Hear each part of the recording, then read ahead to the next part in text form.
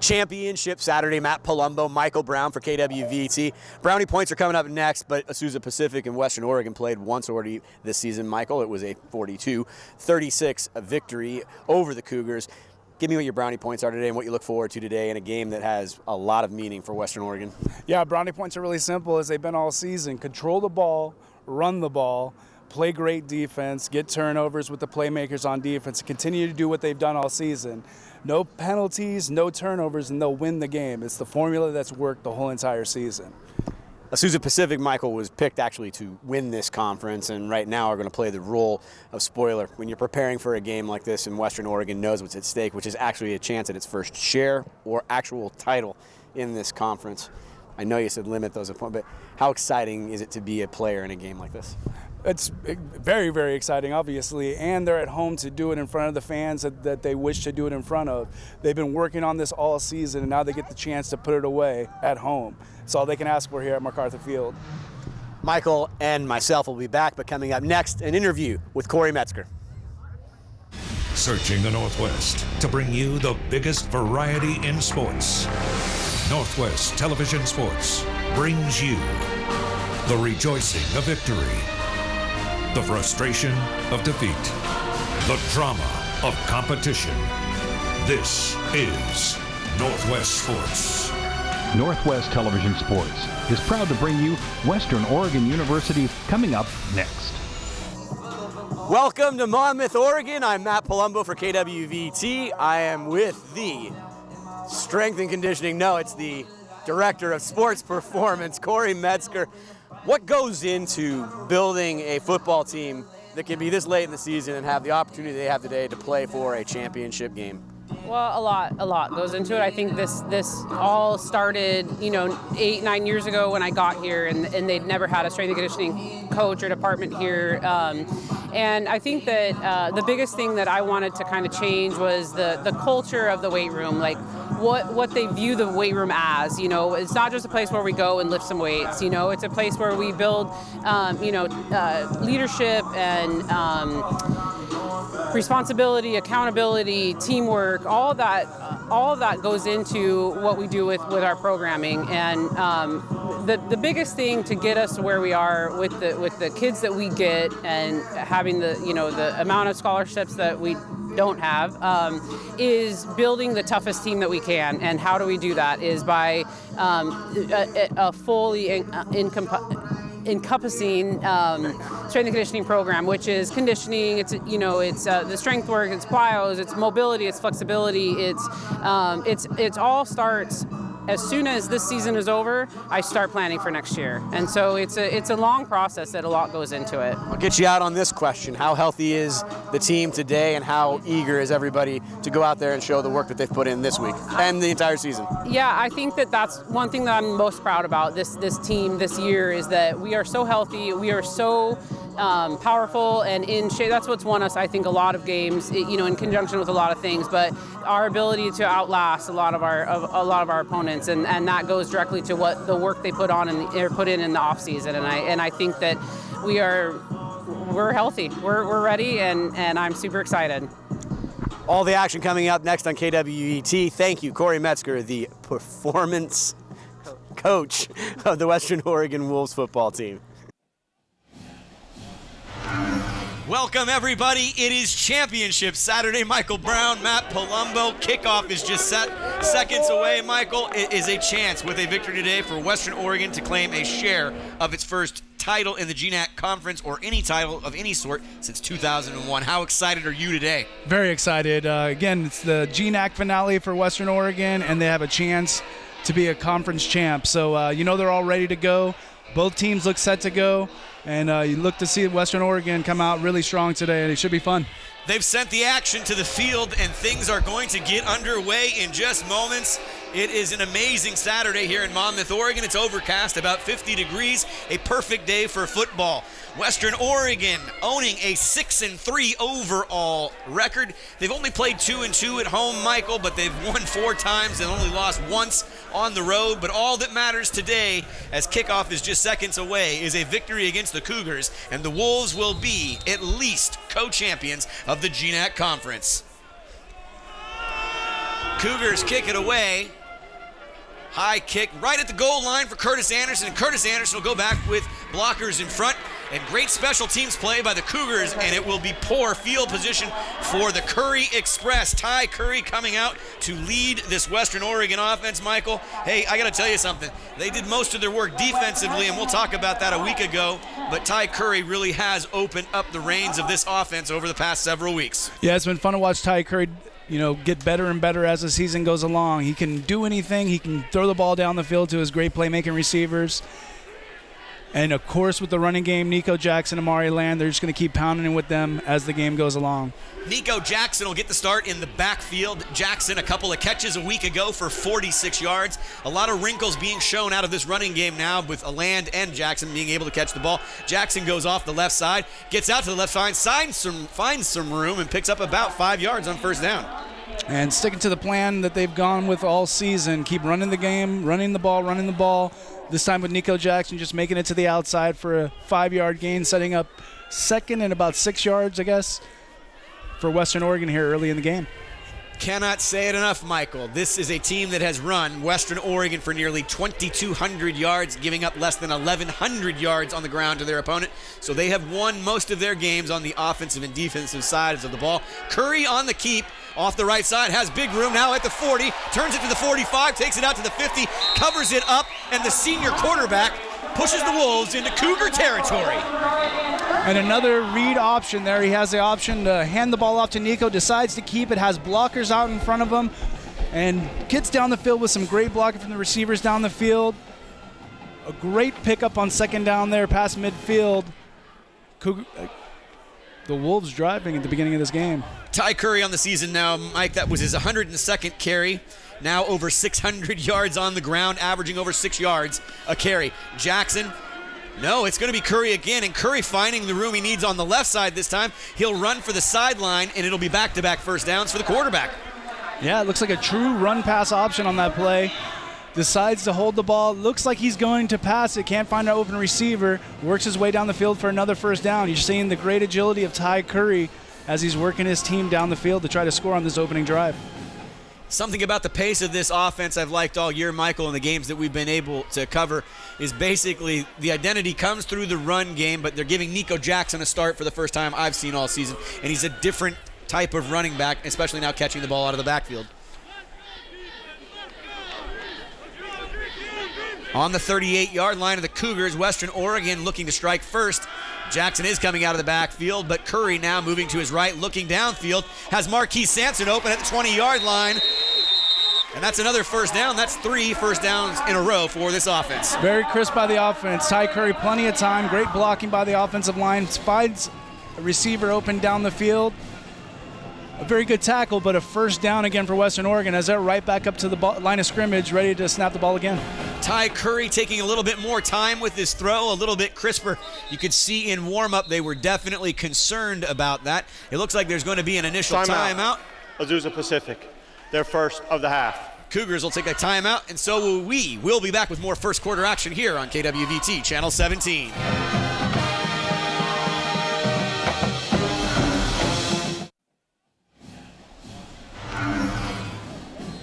Western Oregon poised and threatening to score on their opening drive. It's been 3 straight first downs, 2 by Curry, and now 1 by Sampson as as Evander Willingham goes in motion. They'll give the ball to Jackson off the left side. He'll cut it up at the 10 and go down to about the 7-yard line, but the offensive line, Mike, getting off to a quick start today. Offensive line and receivers down the field, always important from this option running game that they like to get going as the game goes along. But a great job by Nico Jackson finding the hole, working his way up for a great gain on first down. Will be 2nd and 1 yards for Western Oregon. Jackson, the second leading rusher on this team, only behind number 23, Omari Land. But as we were talking earlier, both Land and Jackson now becoming targets for Curry out of the backfield.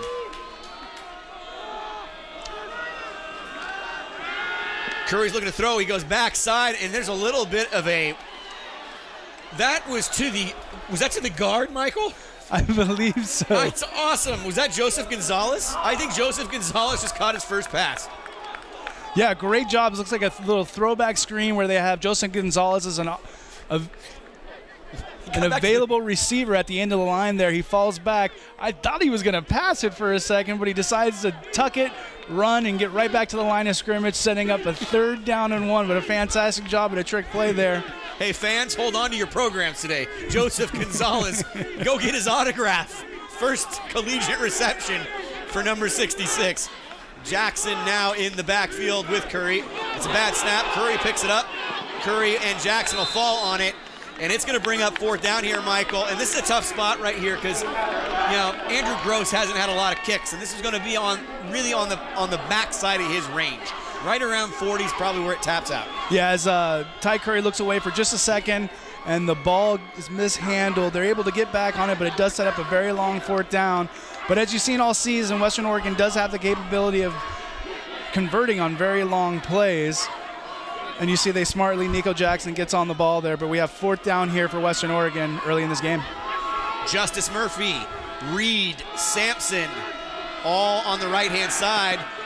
Good blocking for Curry. Curry looking downfield now into the end zone. Has Sampson, and Sampson scores the touchdown, and the Wolves are on the board 6-0. Great job there by Western Oregon. The offensive line doing a great job. Nico Jackson with a great block in the backfield allows Ty Curry to find Sampson, finding himself open in the middle of the end zone. Touchdown for Western Oregon to start the day the way they wanted to start the day to try to win this conference championship. Have we seen Ty Curry in the past 2 seasons look better than that opening drive? My answer, no. This is the best we have seen the Curry Express look.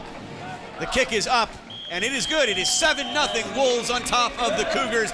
More first quarter action coming up on KWVT Channel 17.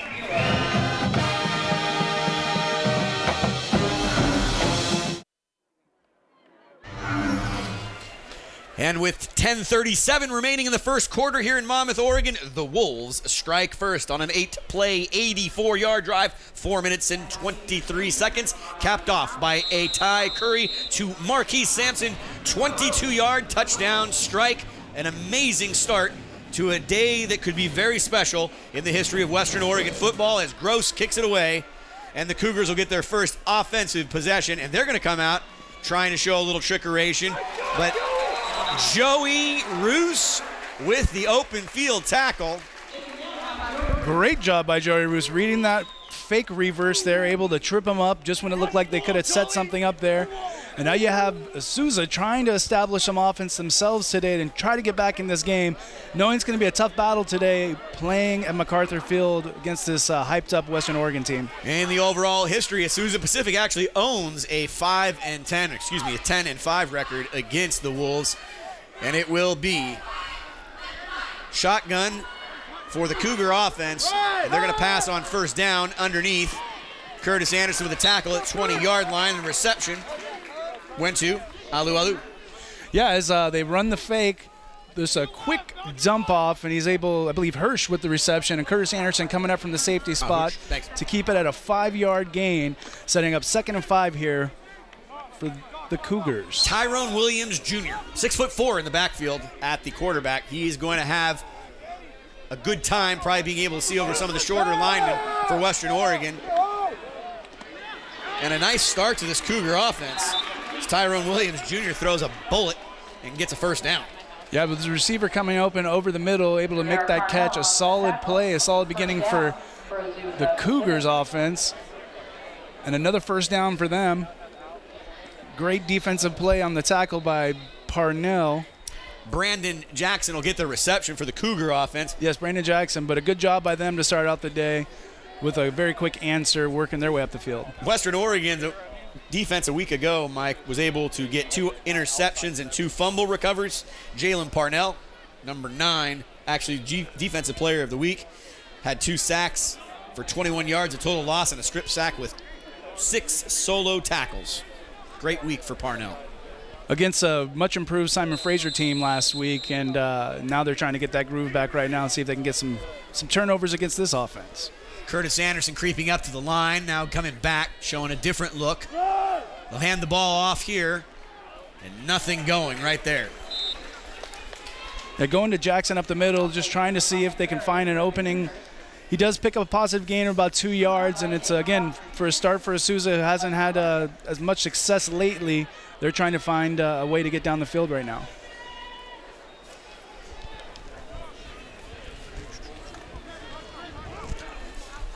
Williams Jr. now, 2nd and 8, just around 9 minutes remaining in the first quarter. Man in motion. Williams was going to throw, but now looking to run as the pressure came quickly. Throw goes underneath. It will be completed short of the first down. Isaiah Richard Lewis with the reception. Yeah, just a quick pass to the outside, trying to work it down to make a more manageable third down. But a great job by Roos on the tackle there to hold him to just a short gain, but it does set up 3rd and 4 yards for Azusa Pacific here early in the game. Midway through the first, we'll say, actually. Pressure now being shown by the Wolves, coming off the edge, and they've got a free look at him. Williams escapes. He's got to retreat even further. Keeps his feet, now throws the ball deep downfield, and I believe it'll be out of bounds, but elusiveness being shown by Williams Jr. on that play. Yeah, it's 44. E.J. Hay comes up the middle. Great job by him. Untouched, but just can't wrap up. But still enough pressure, working him to the sideline. Maybe a block in the back that the refs missed, but the ball just goes sailing out of bounds. And it sets up a 4th down. You see the punt team out now for Azusa Pacific. Western Oregon about to get the ball back. Dylan Attridge will be kicking, 5'9", 210-pound junior for the Cougars. Good snap, left-handed boot, and it'll be a fair caught at the 20-yard line, maybe the 19-yard line by the Wolves. Parnell playing some great pass coverage on that last play, maybe not wanting to go right for it, a return on this play. But a good job again by Western Oregon's defense to start off that first drive. And now we'll see if their offense come out with power they did in that first drive. See if they can get another score. Parnell had an interception a week ago against Simon Fraser. Also had 3 passes broken up. He's really getting a knack for that. The defensive backfield all year, a great strength for the defense, as Omari Land now the leading rusher for Western Oregon with 855 yards on the season. Will flank Ty Curry in the backfield. Trips wide receiver to the right, and Curry's going to throw on first down. Nobody's there, and now he's looking for a block from Land. He gets it, turns it upfield. Now he's at the 35, at the 40. He tucks it away. You can hear them screaming on the sideline to cover it up, but Curry now having a wonderful afternoon running the ball. Yeah, a lot of formation, a lot of routes down the field, but right away he sees man-to-man and sees an opening over the middle, decides to tuck the ball and pick up another first down. Great job by Ty Curry controlling this game so far in the first quarter. Number 14. That's how you order the Curry Express. In my opinion, he so far has called his own number 3 times, seeing soft spots in the Cougar zone and picking up 3 first downs just by his feet, handing it to Land. Land going off the left side, gets room, gets a block from Reed and takes it near midfield, and almost another first down, Michael. Yeah, great blocking by the offensive line and receivers down the field. As Amari's trying to find an opening, sees his way down the field, picks up a good chunk on first down. He'll set up a 2nd and about 3 yards. And you got to love this Amari Land, Nico Jackson, Ty Curry running the ball, controlling the clock, letting this offensive line control it. Even without Christian Needham being in the game this week, they're still able to control this offensive line early in the game. Great point there, Michael Brown. Have a new right guard in there today, and that's always a tough thing to put somebody out there and get continuity with the line that had been healthy all season. Curry now a little play action, looking over the middle, has a man open, and it is, best I could tell, Michael, did you catch it? I did not. I hate to say it. It was Jaron Ford. Yeah, I believe Jaron Ford on that reception. He was the underneath receiver there. I was looking at the downfield receiver, but a great job finding him open again, and he just worked his way up the field for another first down for Western Oregon as they continue this this momentum early in the game. Curry 4 for 4 on the afternoon. Curry moving Western Oregon offense for a 2nd straight possession into Cougar territory. Curry now going to roll to his left. Throws a nice ball. First penalty flag we see on the afternoon. Sampson will get the reception, but we'll have to see if there's going to be any shenanigans on the offensive line. Shenanigans. It looked like a clean blocked line, but yeah, they get the ball out to the sideline. but we're going to wait and see what the ref has to say about this play. Holding, offense, number 52. 10-yard penalty from the previous spot, still first down. Avery Belinsky on the holding call. He looked back at the official right after the flag was thrown. He looked unhappy. But again, Western Oregon, they just need to control this part of their game. Turnovers, penalties, the things that hold them back more than anything else this season. But again, 1st and 20 here for Western Oregon. Wright, Murphy, and Reed will be on the top of the screen with Omari Land in the backfield. 1st and 20. Curry's in trouble, but he's going to go to the left, and he's still getting great blocking, tucking it away, and not letting clean hits get. And he almost takes it back to the original line of scrimmage, but picks up about 8 tough yards. Yeah, you see the elusiveness of Ty Curry on this play as he looks like a keeper the whole entire time. A little hesitation at the line, great blocking from some people down the field, and then he gets corralled by the Azusa defense. But again, a good pickup after that penalty, setting up a 2nd and 11 for Western Oregon. Still haven't changed it. There we are, 2nd and 12 on the 37-yard line. Lots of options for this Wolves offense that's showing that it is running and throwing on all cylinders. And Curry will run again. And Curry's going to pick up the first down and more, taking it down to the 15. And again, this has been the same formula so far today. Ty Curry looking down the field, a lot of man-to-man, so there's not much help underneath. If he's able to get past this defensive line, he has some open space and working his way down the field. A great block down the field by Justice Murphy to help him spring him for another 5 or 6 yards. And a first down for Western Oregon inside the 20-yard line. Red zone action here. Let's see if they can score again. Back-to-back possessions now for the Wolves offense that has seen Western Oregon get down deep into Cougar territory.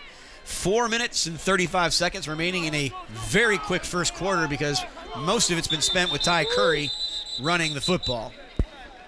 Timeout, Western Oregon, their first of the half.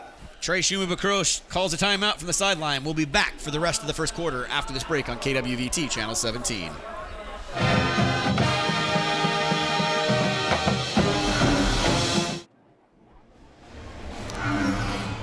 4 minutes, 29 seconds in a game that the Wolves are leading 7-0, and with everything on the line for a season that has turned out to be quite a bit better, I think, than anybody anticipated. The Wolves 6-3 on the season with a victory this afternoon can lay claim at least a half of the GNAC title. But to do that first, Ty Curry in this offense will look to extend the lead on the 14-yard line. Number 14 takes the hike, and he looks underneath. Now sees Sampson, and Sampson was going for a little bit of a double move, but well covered by the Cougar defense. Yeah, great job by the Cougar defense on that one. Great job by Ty Curry, seeing that the pocket was starting to collapse around him and decides to throw that where only Sampson would be able to catch that at the back of the end zone, essentially throwing that ball away on that play. Setting up a 2nd and 10 for Western Oregon. Nice part of the offense, again, too, that we've seen in the last few weeks is the evolution of Evander Willingham.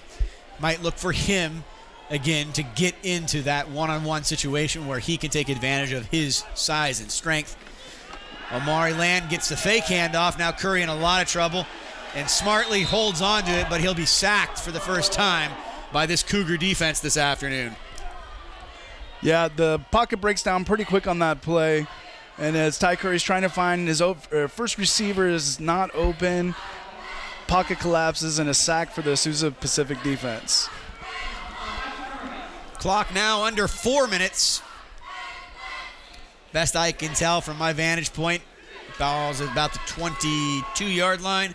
I believe that was Alala Lima on the sack there. Need a 13-yard pickup here on 3rd down. Make it 18. Curry now flushed out to his right. Holding, gets it underneath.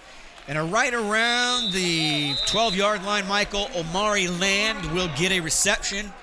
It's a nice pickup, but not enough for the first down. Maybe we will see Andrew Gross, or maybe we will not.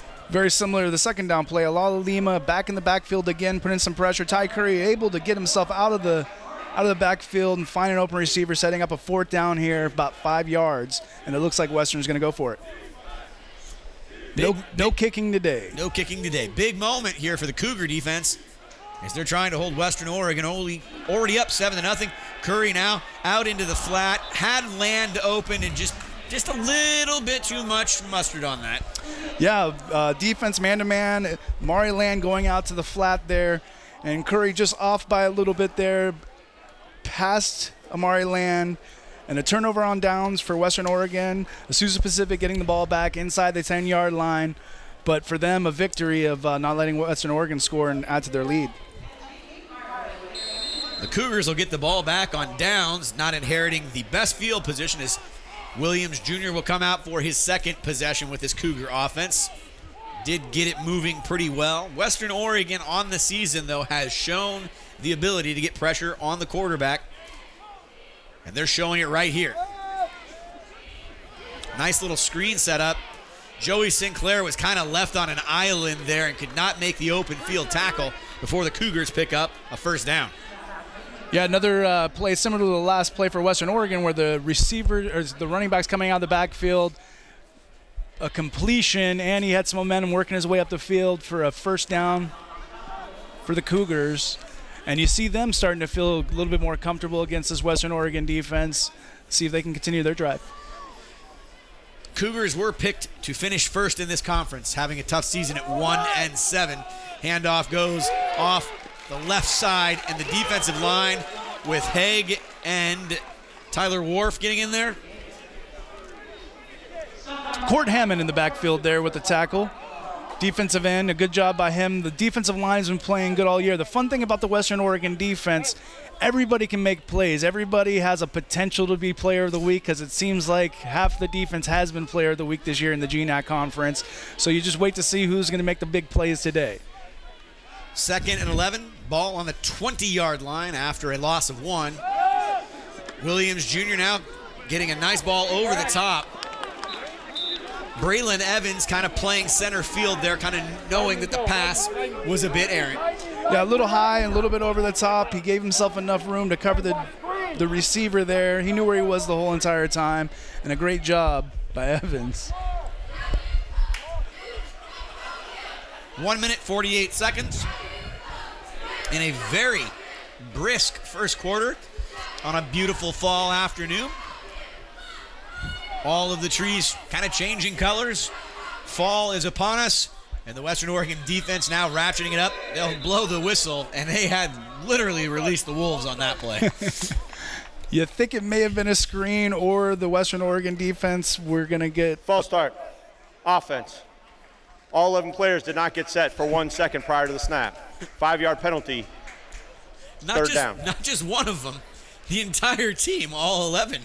Which means the center probably snapped it half a second slower than he should have. But again, a penalty for the... Will the game clock operator please put 1:48 on the game clock? 1:48.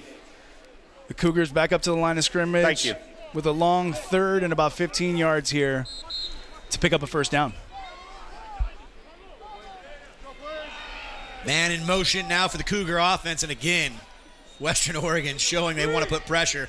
And there was the screen, very well read. They knew exactly what the Cougar offense was looking to do on that play. Yeah, great job, Micaiah Lee able to come up there, read the screen perfectly. I was almost worried he hit him a little bit early, but it was timed perfectly. Brings out the punt unit for Azusa Pacific, and Western Oregon should be getting the ball back shortly. Attridge will be out to kick for a second time this afternoon. Parnell will put himself right in the middle of the Western Oregon University Wolves emblem and see what he can do to give Western some good field position, but a booming kick. Fantastic kick. Parnell gets it at the 25, now looking for some blocks, reverses field, and he is being chased down. That might have been a ball just to stay away from. Yeah, great job by the special teams unit of Azusa Pacific. Cole Anderson down there to make the tackle. And Western Oregon coming back out after the last drive where it looked like they were about to score again, but fell short just inside the red zone. You'll see if they have the same momentum with Nico Jackson in the backfield again right now. Ty Curry on the afternoon so far. 158 yards of total offense. 6 runs for 85 yards, 5 of 7 through the air for 73 yards. The Curry Express is out and having some fun this afternoon. Had a chance to meet both of his parents. They're so proud of their son, who leads this offense onto the field with Nico Jackson getting it off the left side. He'll get about 3 yards on first down. Power running with Nico Jackson, just trying to let him make some plays, see if a hole opens up. This time the Azusa Pacific defense able to converge right at about, keep him short gain of about 4 yards there. You're generous, but I think you're right. They said 6. There it is, 2nd down and 6 on the 38-yard line as we approach 1 minute remaining in the first quarter with the Wolves on top 7-0 if you're just joining us here on KWVT, Channel 17. Nico Jackson now on the right-hand side of Ty Curry in the backfield. And we've got a little bit of early motion on both sides. And the Cougar defense letting you know it will be called on Western Oregon. False start. Offense. Number 50. 5-yard penalty. Still 2nd down. Tavis Passos on the penalty there, but it looked like half the offensive line moved there. A little miscommunication on the snap call possibly. Passos is the player that is taking over for Needham this afternoon. Just getting used to being out there. But doing a good job so far as the offensive line has been pretty solid. Ball on the 34-yard line, 2nd down and 11 for Western Oregon. Now Jackson now turning it upfield. Has 1 block. He'll get it out to about the 38-yard line. Very physical defense I see so far out of the Cougars today, Michael. I think they really came here kind of to be helmet to helmet all day. Yeah, it's this time they're just running a stretch play to the outside and just, again, letting Nico use his speed and power and see if he can find a hole and work his way down the field. But it does set up a more manageable 3rd down. We'll see what Ty Curry chooses to do here with 15 seconds remaining in the first quarter. 3rd down and 6 on the 38. He'll take it. Pressure being shown. He steps up in the pocket. Now has to throw it underneath, and he throws an interception. Curry was going to try to get that ball and try to feather it in there into Jackson, but now Curry with the INT. Yeah, great job by Ben Sukit, the defensive back there. As Ty Curry was working his way out to the outside, he was trying to find Nico Jackson out of the backfield, and he looked open for a second, but when he didn't take the first read, Nico worked his way up the field, and Sukit was reading it the whole entire time, baited Ty Curry to make that throw. And a great interception by him to help his team try to get back in this game. 3 seconds remaining in the first quarter that has really been dominated by Western Oregon, but the interception could prove to be costly here, either at the end of the first quarter or the beginning of the second quarter. Williams Jr. now from the shotgun, and he'll throw it out into the flat, man wide open. Sinclair and Haig come up for no gain on the play, maybe 1 yard. And that'll take us to the end of the first quarter with the Wolves on top, 7-0 over Azusa Pacific. We'll be back for the start of the second quarter here on KWVT, Channel 17.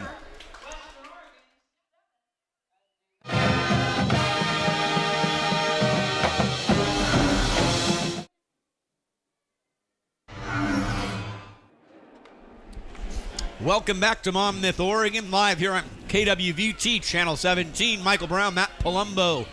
We're set for second quarter action. Western Oregon coming out on their opening drive and scoring on a 22-yard touchdown to Marquis Sampson from Ty Curry.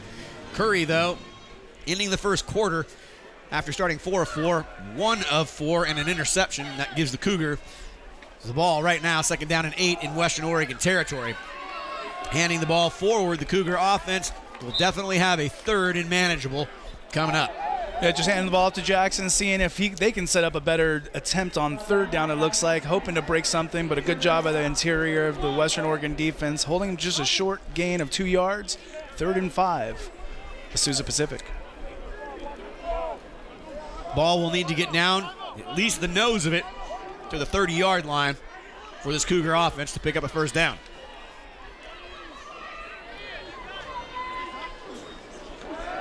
It's going to be a pass underneath. Oh, and a missed tackle there. Very athletic play right there from the Cougars. Yeah, it looks like Allen on the reception there, just running to the sideline, stopping, and just whoop, decides to turn around and work his way down the field. Great job by him. He shows off his athleticism to get a first down for Azusa Pacific as they get inside the red zone, trying to tie this game up. Went with a little Chris Berman there. Whoop. Give me time. I'm going to get some Keith Jackson in there by the end of the afternoon. Oh, Nelly, Keith Jackson. Williams Jr., he's in trouble. Hammond couldn't get him to go down, keeps his feet, and that is a very, very savvy play right there. Yeah, you could just tell that the quarterback is a big dude. He can take a hit there. And I believe it was Burnett actually turns him around. He finds a receiver open in the middle.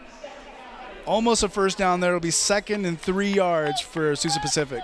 It was Burnett that had Williams Jr. basically down. But yeah, Williams Jr., 6'4", 223. You already said it. He's a big dude. He's hard to take down. You really got to wrap him up and pull him down. 2nd down and 2 on the 9-yard line. Cougars looking to tie this game up with a score. Low snap, and almost disaster there for Azusa Pacific. Both teams looking similar today. The same thing happened to Western Oregon in the same situation. Inside the red zone, a low snap that was bobbled, setting up this time for Azusa Pacific a 3rd and about 8 yards in order to pick up a first down. They still can't pick up a first down before they get a touchdown. And you'll see if Western Oregon's defense can hold here, and at least bring the field goal unit out. They do have a little bit more in the kicking game than Western Oregon. They've put 10 field goals through the uprights this season, but they are certainly looking for a touchdown. Pressure being shown off both sides of the ball. And the ball is stripped loose, and it is out, and it will be recovered by Azusa Pacific. Was that Parnell with the strip? We'll see here on the replay very shortly. It was a very quick action. I wasn't sure on that one.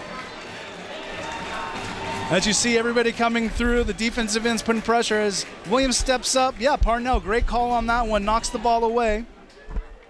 And a great job by Azusa Pacific's Reynolds, able to pick the ball up to save themselves a chance at a field goal here and they on a very long 4th down. 32. They're going to kick a 49-yard field goal here. Very interesting.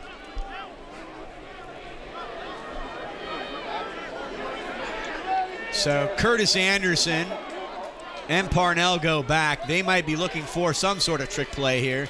It's a clean snap. Kick is up. There's enough leg, maybe, but now here it could get interesting. Parnell gets the block, and I don't know, Michael, is that what you would have done? Well, they had some sort of return play on there, so it's something they have practiced.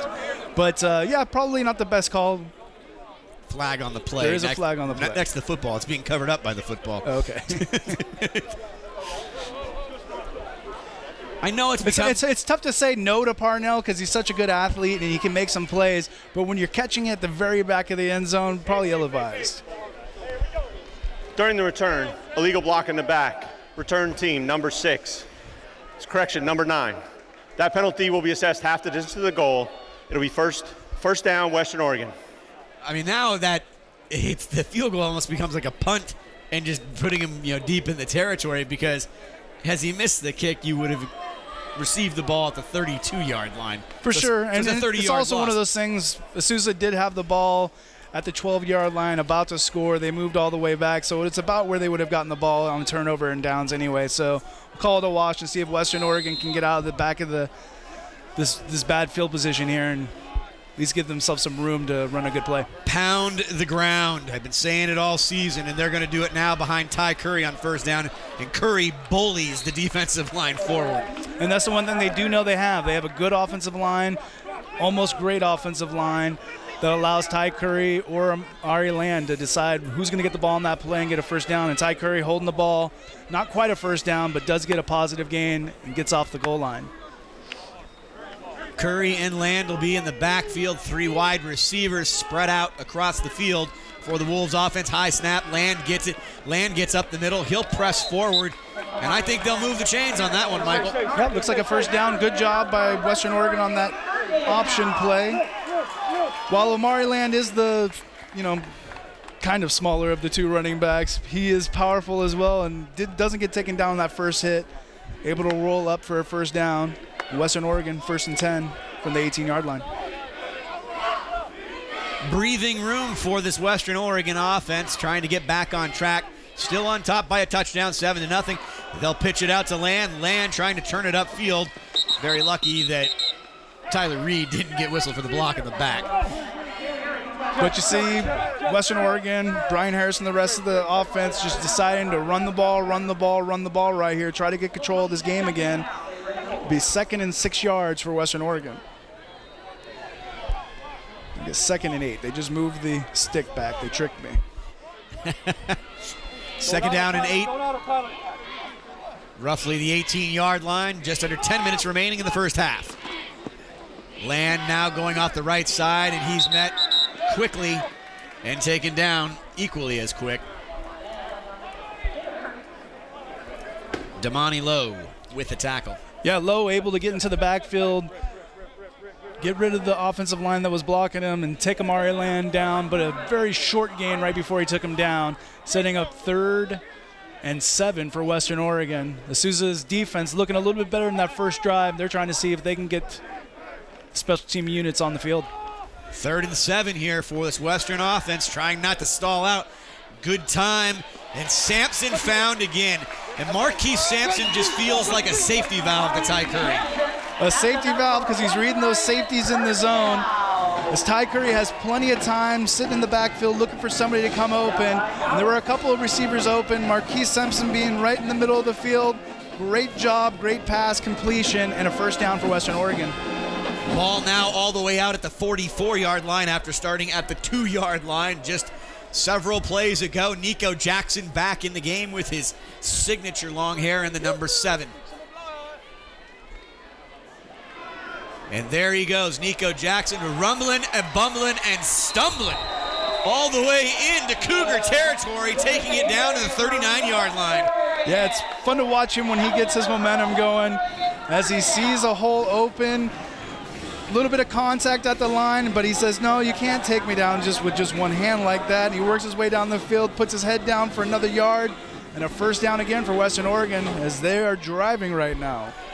I've been coming down here pretty much on a weekly basis since August to be around this team this season, Michael, and I'm telling you, the swagger I saw in the initial practices now looks like it's for real. Western Oregon playing confidently as Curry now goes to the 20 looking for blocks, turning it upfield, and it'll be a 20-yard pickup for the senior quarterback, now over 100 yards rushing in the first half. And I think this was a fake option play. They were going to run with Ty Curry the whole entire time as he had great blocking down the field. You'll see Thomas Wright, number 11, with a key block down the field to spring him for another 5 or 6 yards.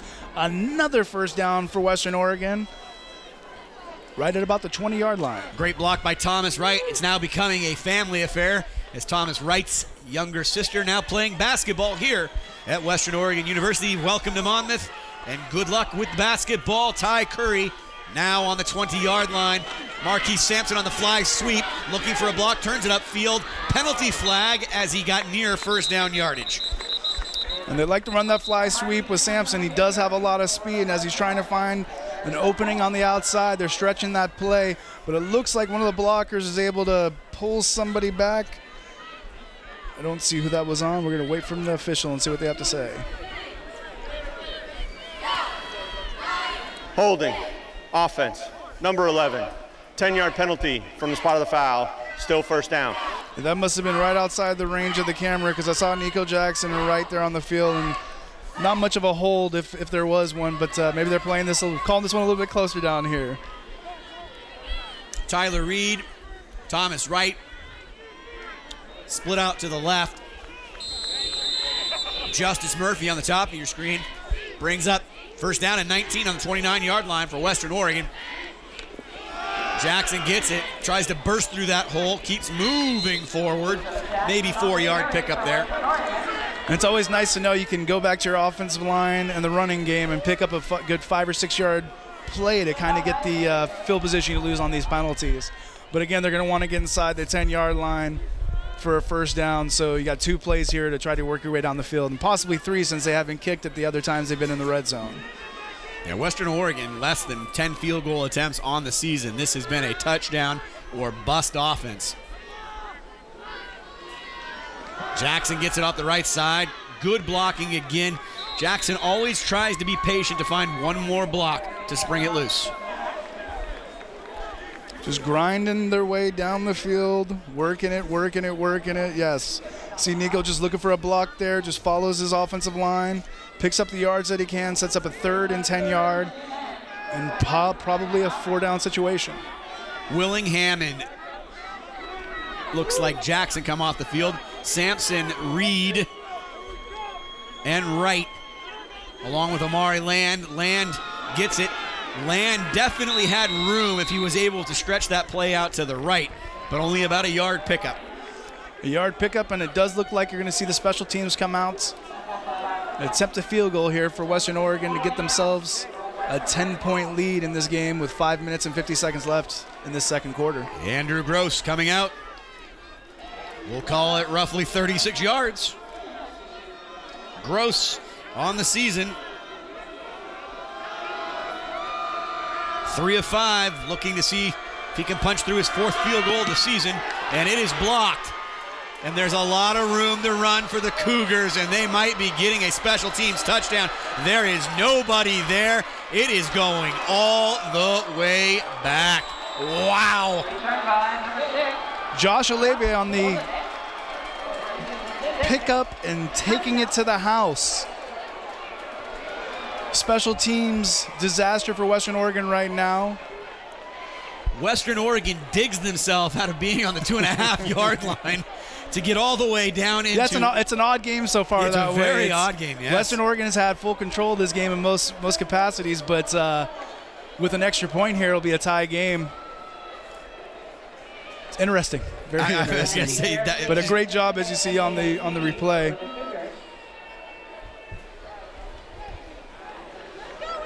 See what those special teams for Azusa will do here. Jamza Jaridley is going to kick it.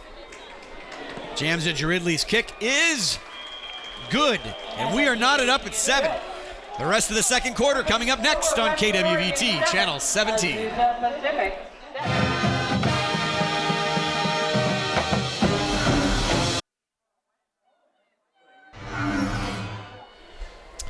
A 70-yard field goal blocked.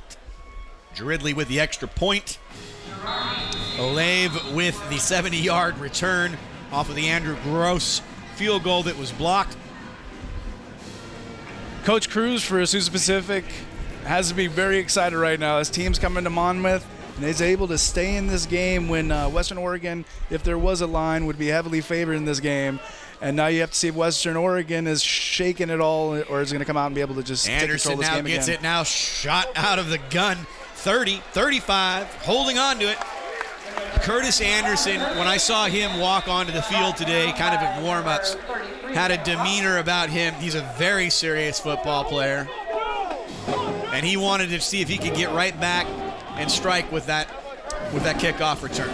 Yeah, one of the captains on this team, always trying to take control of the team and getting them there in the right headspace for sure. And you see him he doesn't stop. He's not letting anybody take him down, works his way up the field. Great field position to start for Western Oregon at about the 36-yard line.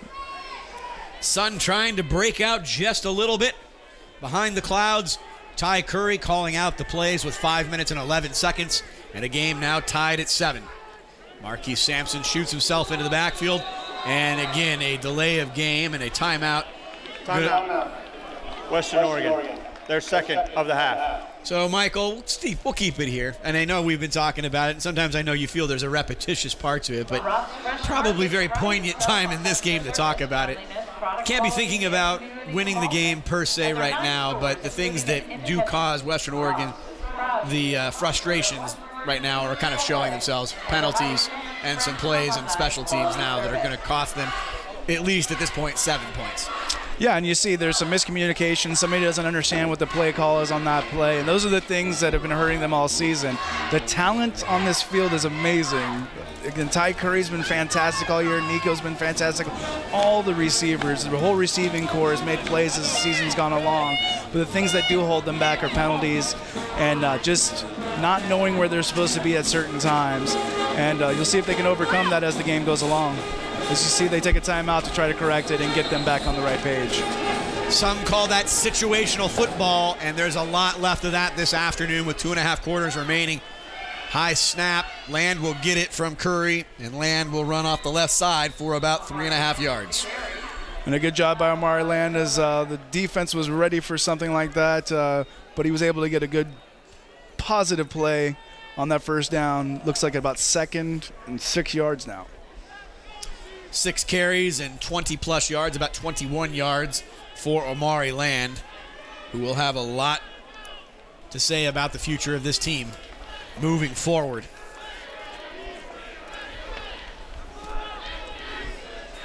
Curry now, right out to the right side. Thomas Wright on a little bit of a slant, keeps his feet. And Wright will move into Cougar territory, down to about the 40-yard line. Very athletic play from number 11. Yeah, very quick strike from Ty Curry. He knew where he wanted to go the whole time, throws it out to Wright. Wright just gets past the receiver. The ball comes out a little bit. Looks like it could have been lost, but he holds on to it, works his way up to the 40-yard line, and another first down. As you see Thomas Wright come off the field, looking a little hurt after that play. Hopefully he's okay. Maybe rolled an ankle, just trying to get it.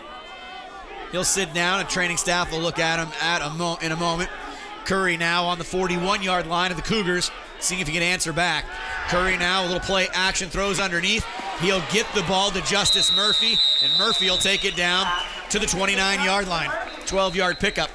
Yeah, and we hear some whistles, so we'll see if there's any flags on the field. Looks like a timeout. Azusa Pacific. Azusa. Cougars take a timeout. We will as well. Be right back here on KWVT, Channel 17.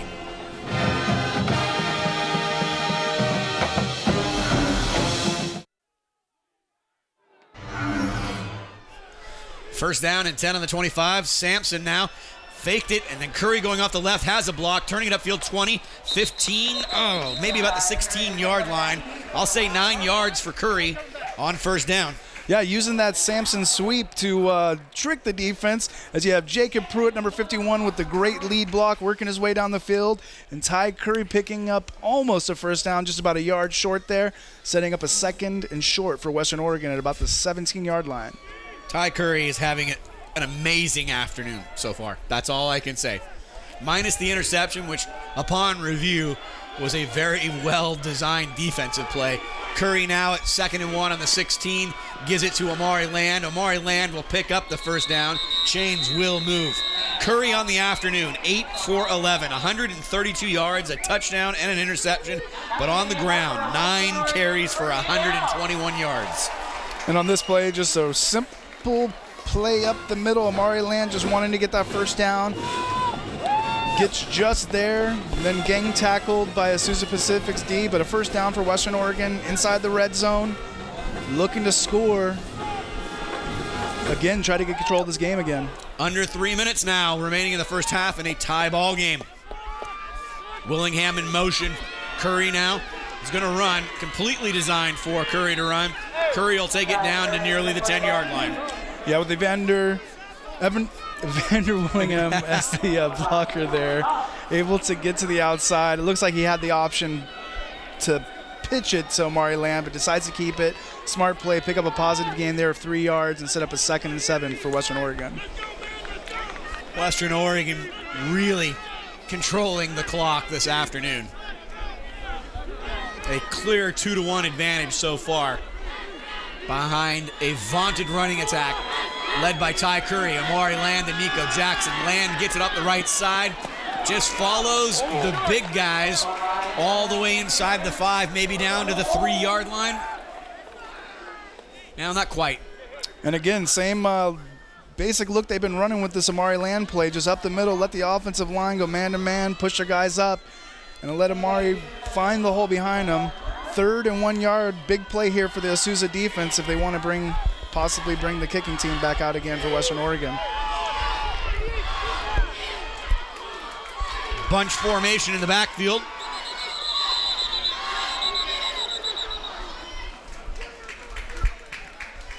With a minute 39, Michael.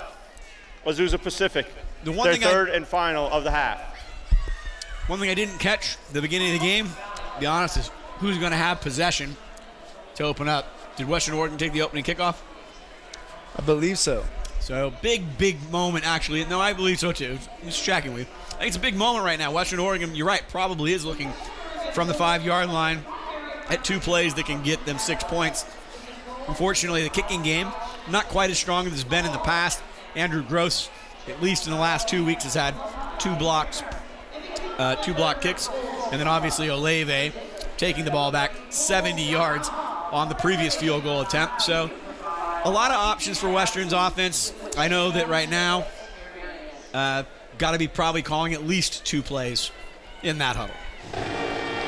Yeah, you'll see them come out, again, today just grinding the ball, pounding the ball. They've been able to pick up yards when they do that with either Nico or Amari, and Ty Curry deciding to take it away when they want. So they have all the options here. We'll see what happens shortly. Amari Land in the backfield with Ty Curry. Maybe right behind the offensive line, we might just see Curry take the hike and run forward. Curry fakes it. Curry off the left-hand side. Curry bullies his way in, and Ty Curry with the touchdown from the 5-yard line. Curry on the scurry. Great call on that Palumbo as Ty Curry just holds the ball, runs right up the middle, and puts his head down. Just works his way into the end zone, and a great job by Ty Curry to get his team a lead again here for Western Oregon. Andrew Gross will come out for an extra point opportunity to make it a true 7-point game. 13-7 right now. Gross's kick is up, and it is good. And we'll be back for the remainder of the second quarter here live on KWVT, Channel 17.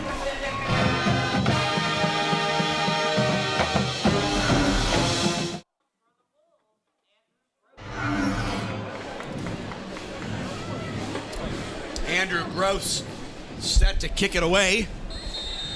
And just to see another replay of that play with Ty Curry running off to the side, just putting his head down. Amari Lamb being a perfect decoy on that play. It's the best thing about these great playmakers across this field. You don't know who they're going to give the ball to. Gross with a decent kick inside the 5. Cougars will get the ball just outside their own 20-yard line. A great job by the special teams of Western Oregon down the field. Joey Roos not only pushed his blocker back into the returner, but able to push the blocker off and then make a tackle. Great job on special teams there. And with less than a minute 30 left for Azusa Pacific, you'll see how conservative they are if they're going to try to see if they can get some points before the end of the half here. Well, Michael, it only is a 7-point game, but when I read this statistic to you, I think you're going to be shocked that it's only 7. Williams Jr. goes underneath. First down will be picked up. Michael, before that play, 38 plays for 326 yards for Western Oregon. 15 plays for 46 total yards. Again, most of their yards came on that block kick and worked their way down the field for a touchdown off of that. But otherwise on offense, they haven't been moving the ball very often except for one drive. Western's defense has played pretty well, but they're at the 30-yard line with the first down, seeing if they can score before the half. No timeouts remaining for the Cougar offense, as I think they will play content, Michael, to watch this and watch the time evaporate to go into halftime to make their adjustments and take that opening kickoff in the second half. Williams Jr. gets right back to the line of scrimmage. Just over a minute remaining in the first half. Williams Jr., great pass. Huge target. Wow. And a big first down there. They have used a couple of timeouts on defense, so they're going to have to be on a very, very quick hurry up here, but plenty of time. Had a great pocket there, picks up a first down, and the ball's already being snapped. Jones gets it. Williams Jr. now goes right back to Jones, and they're going to move this ball into Western territory.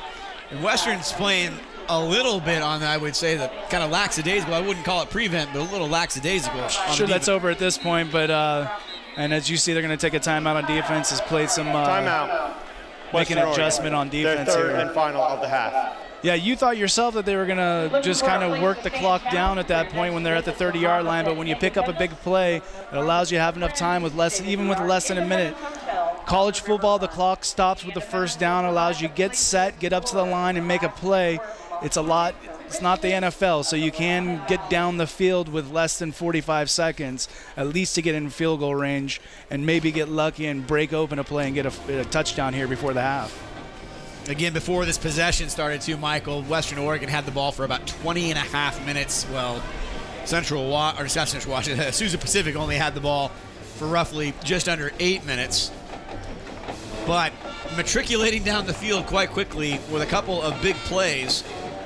And again, Western playing a soft zone, making sure nobody gets behind this whole entire time, keeping everybody underneath. Now you'll see them go back to a more normal defense, let Curtis Anderson, Sinclair, the rest of the defensive backs do what they do and try to break up a play.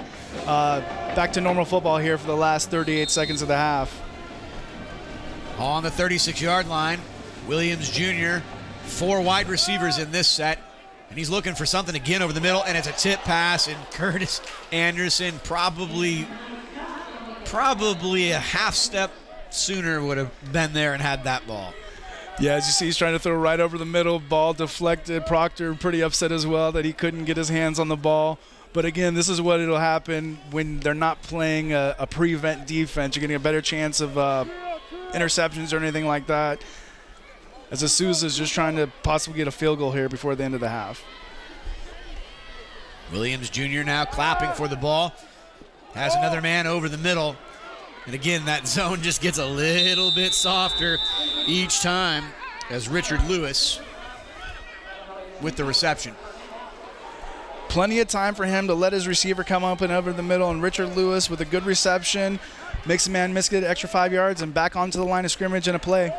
Williams Jr. has a man open, and they are going to score a touchdown, Michael. And I put a big part of that on the Western Oregon defense. They just did not play with any sort of conviction on that series. Yeah, with Azusa Pacific just running essentially a 2-minute drill there, working their way up the field, and some miscommunication in the backfield there. Allows the receiver to get open and work his way up to the goal line, and touchdown for Azusa Pacific. Extra points to come to have a tie game going into the half. Gage Allen will get the credit for the touchdown. The kick is up, and it is good.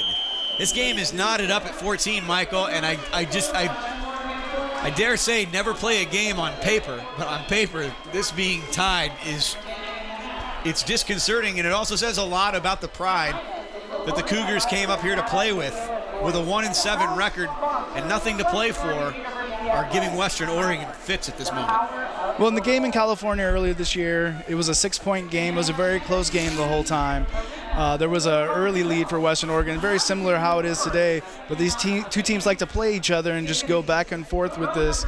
Again, if Western Oregon can just figure out the adjustments at halftime, the right adjustments, they can get control of this game, but when you let a team stay in the game like Azusa is today, it's tough to just take them out when they feel that they can beat Western Oregon at this point.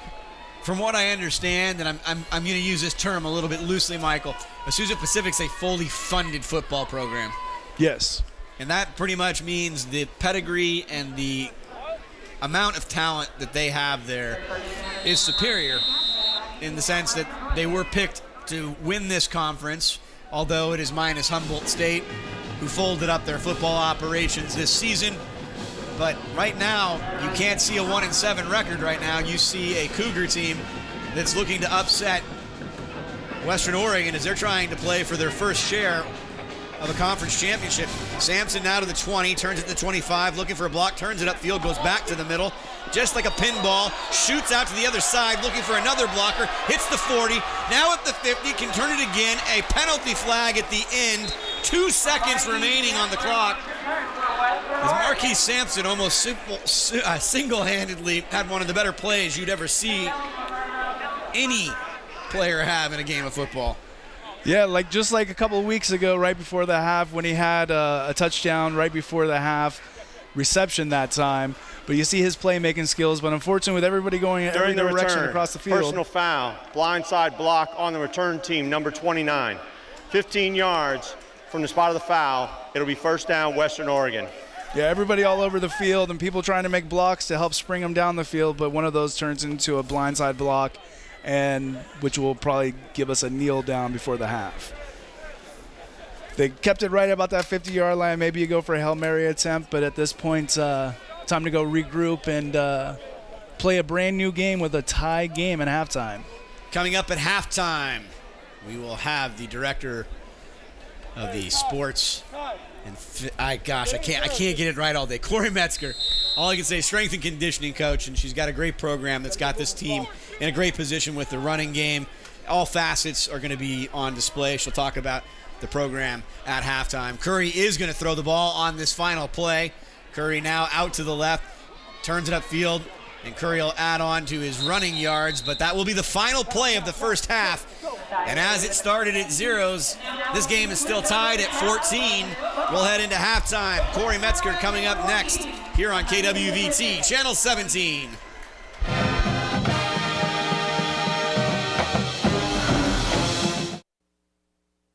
Hello, everyone. Matt Palumbo. I am joined alongside James Redden. James Redden, please tell us your official title. I know it has something to do with music.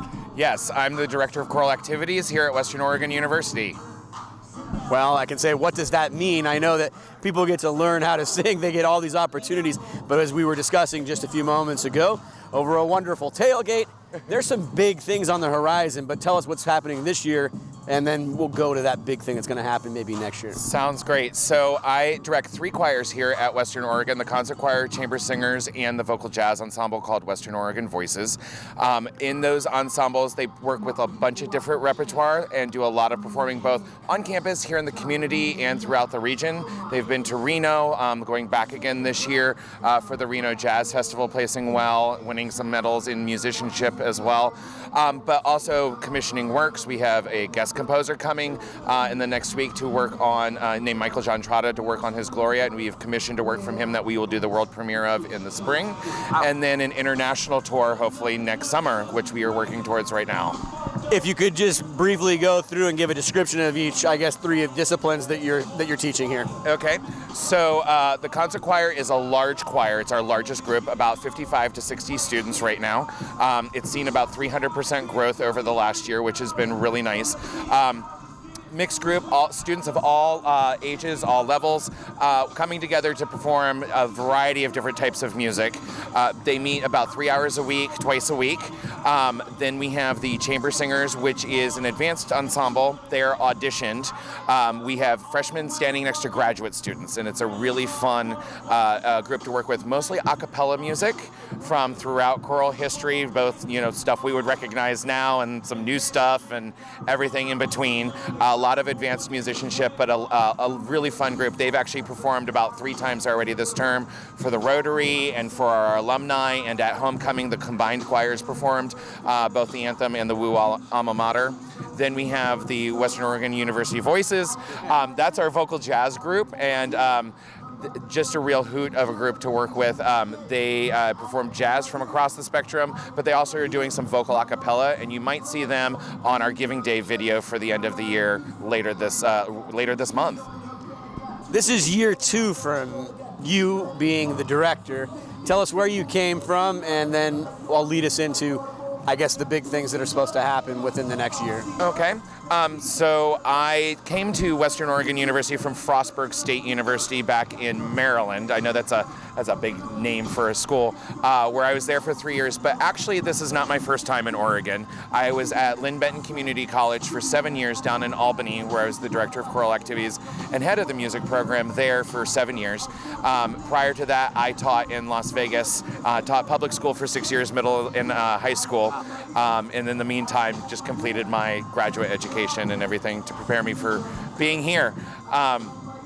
But prior to that, this is actually my 3rd time coming to Oregon because I did my master's down in Eugene. But leading into what's going on this year, we're doing a world premiere of a work in the spring we've commissioned from Michael John Trotta, his Te Deum, which will have be the West Coast premiere of that work. We're one of 10 choirs commissioning that piece from him altogether. And then with that, following that up in July, we will be headed to Europe for 10 days. We are going to Amsterdam first and then down to Belgium, and we are competing in the World Choir Games, which is 500 choirs from 73 different countries over 2 weeks in 26 different categories of performance and competition. For me, the emphasis is not on the competition. I always want the students to do the best they can, but it is one of the best learning experiences because it's not necessarily a sport as in football, but it is definitely a team sport. They have to work together to make these performances happen. And they really have to work together to get there, but it's coming together just not just as one choir, but as a community, as a singing community from all over the globe. That's what brought them together, and that's what they're there to celebrate, regardless of how they do. But they will also be going to Amsterdam first, doing a performance there that they've been invited to do, touring the Anne Frank House, learning about the history of the Holocaust and also the history of World War I and World War II. The games will be taking place in Belgium, in Antwerp and Ghent. So a lot of history in the Flanders area of that region. I know that's maybe too soon for everybody else. The holidays are coming up. Are there anything that we're going to be seeing here locally that we should be talking about? Definitely. So in the next few weeks, we'll be doing our fall concerts. We kind of start a marathon of 2 weeks of concerts in the music department. But the choirs, specifically December 3rd, the concert choir and the chamber singers will be presenting their concert. And it'll be in Rice Auditorium at 7:30 p.m. We would love to see everybody there. And then later that week, following the tree lighting, that's on Friday, December 6th, at 8 o'clock, the Western Oregon Voices will be presenting their concert over in Smith Recital Hall. A bunch of pairings of jazz, some holiday tunes, some vocal a cappella, and it's going to be a lot of fun. Just a really, really fun week. They will also be performing at the state capitol on Wednesday, December 4th to open the holidays at the Capitol. And in addition to that, they'll be performing with a bunch of different groups on Saturday, December 7th here in Monmouth as part of Monmouth's Making Spirits Bright holiday community program, and also doing some fundraising through that as well. James Redden, there's going to be a lot of singing here locally, and there's going to be a lot of singing across the world. Western Oregon couldn't be more happy to have him. Want to thank you for your time today, and have a great day. Go Wolves. Thank you for having me, and go Wolves.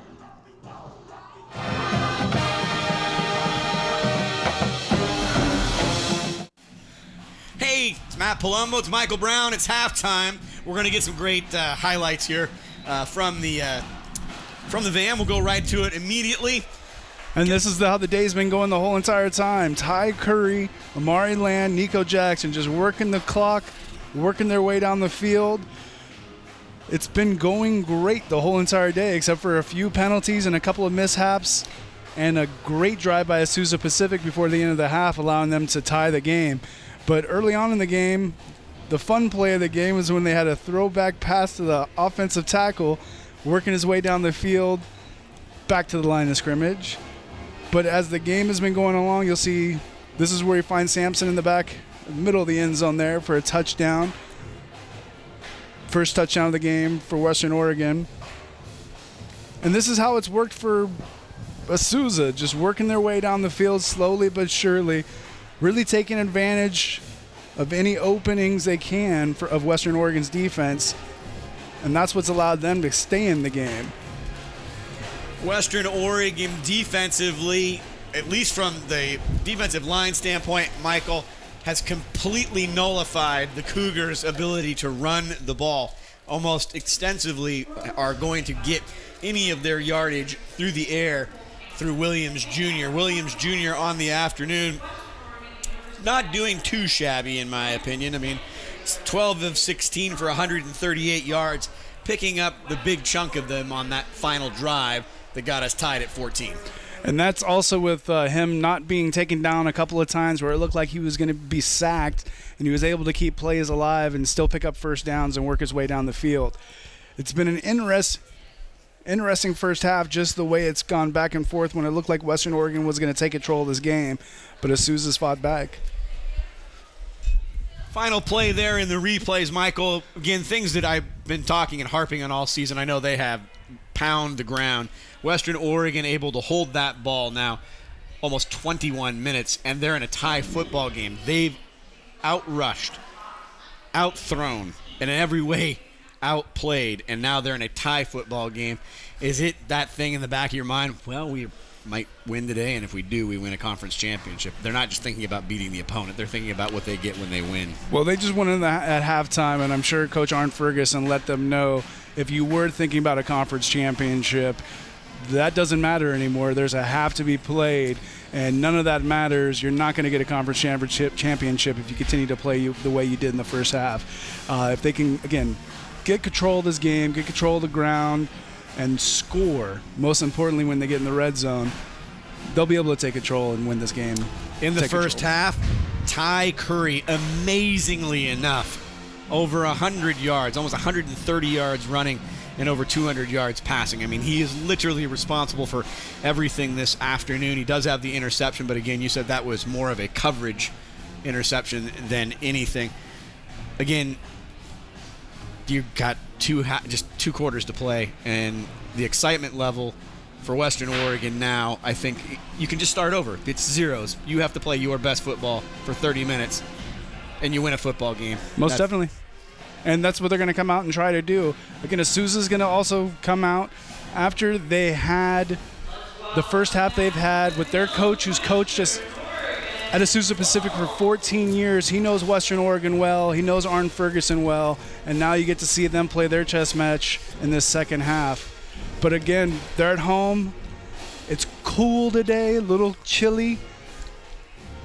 I think Western Oregon looks good for the second half, but we'll see what happens. Well, they have the 3-headed monster between Land, Curry, and Jackson. Second half actions coming up.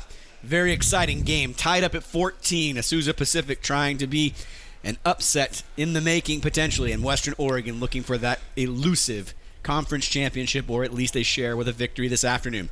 Stay tuned for second half action coming up next on KWVT Channel 17.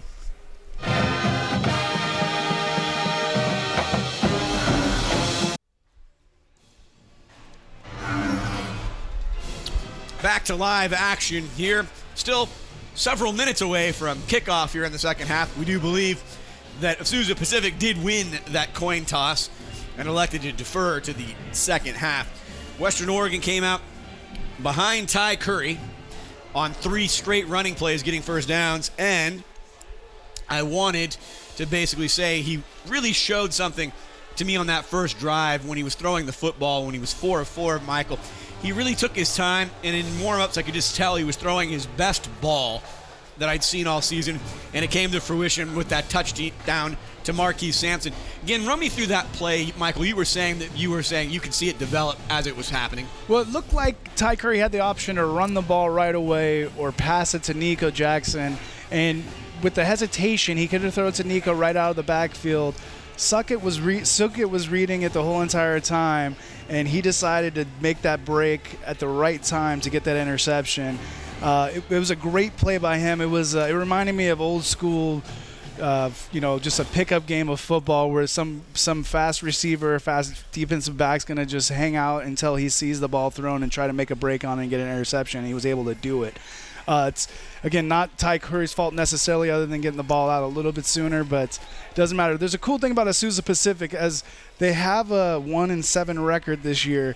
They also have played very well against last week Central Washington, the week before that, number 9 Colorado School of the Mines. They were able to stay in those games for a while, and with Central Washington playing to the very end.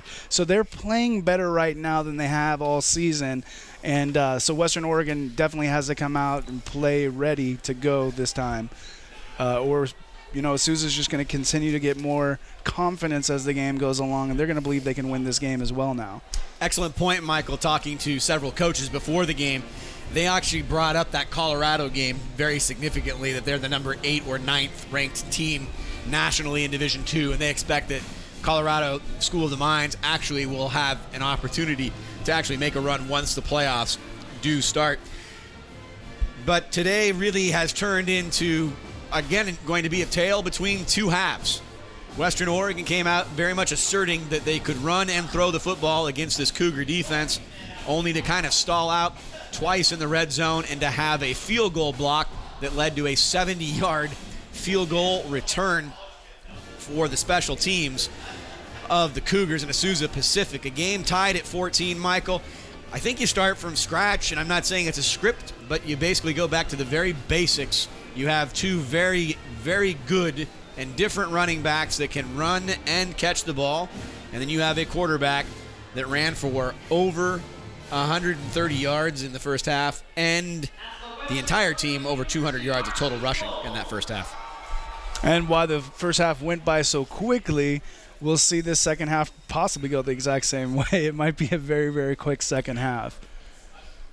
If there wasn't penalties and turnovers in this first half, it would have probably been over in 30 minutes. Yeah, it just seemed on a hyperdrive there. Justice Murphy is talking with Corey Metzger. I can't help but apologize for going into halftime that it was James Redden, the director of music and the choir programs, that was the halftime interview. Even these people that have the headsets on can make mistakes. Western Oregon will be kicking it off behind Andrew Gross. I try to help him, folks. I always do. Yeah, some people can be, some people can't. He found be. his Halloween candy stash this week, and I think it's made him be just a little bit different. We'll see how the second half goes. I got Skittles. I got Swedish Fish. I thought I saw a candy corn, and I just couldn't look anymore. But No candy corn up in this booth. Well, they put 15 minutes on the clock to start this third quarter, and it is tied at 14.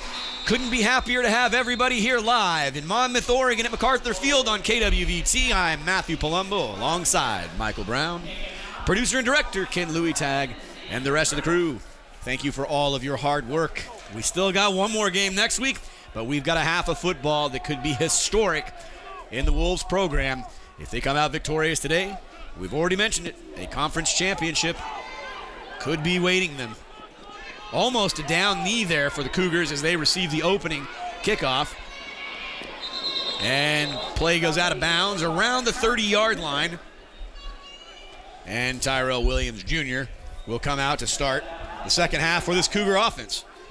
KJ Ritter's a good tackle there on the sideline. Looked like it possibly could have been a horse collar. He lets go just as he's going out of bounds.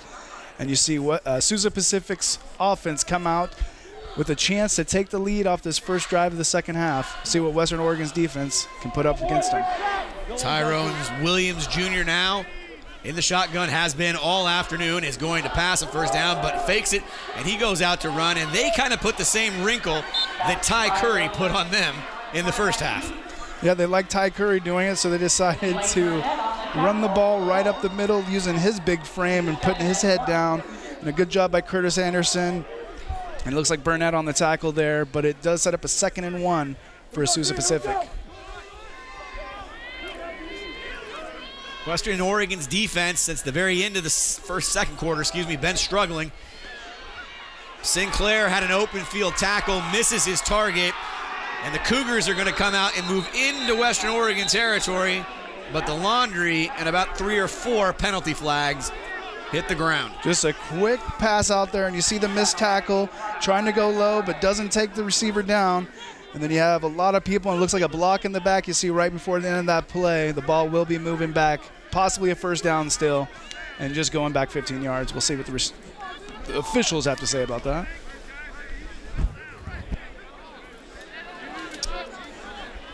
The annual convention of zebras on the far side of the field has still not picked up their yellow flags and still not playing nice and telling us what's Illegal happening. block in the back. Offense.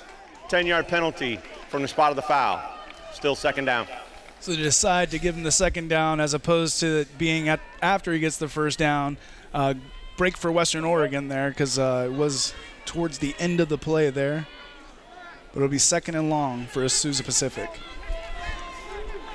They tracked that ball from a spot foul, so that's 15 yards roughly from where they threw him. Should bring up 2nd, and it looks like about 5.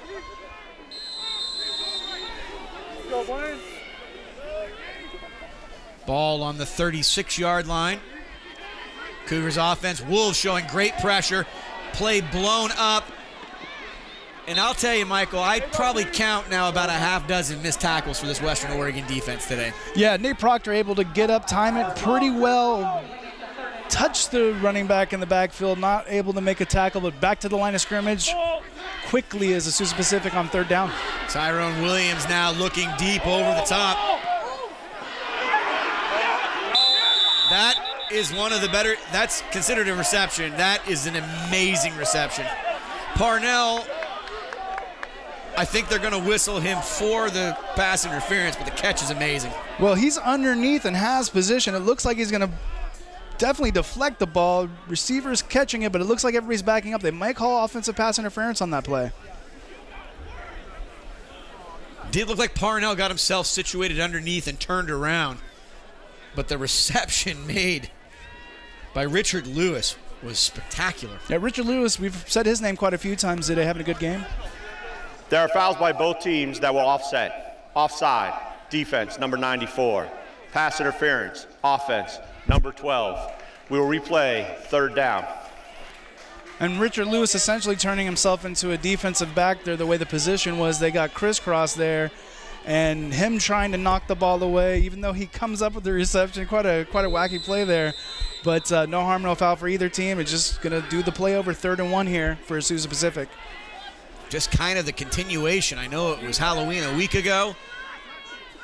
Tyrone Williams Jr. now looking for a big play over the top and caught. And caught from behind. Parnell will come up with the tackle, but a very well-designed play, Michael. Yeah, it looks like he's going to run a quarterback sneak up the middle and just throws it over the top. The receiver almost drops the ball, but able to catch it. His 3rd reception of the day.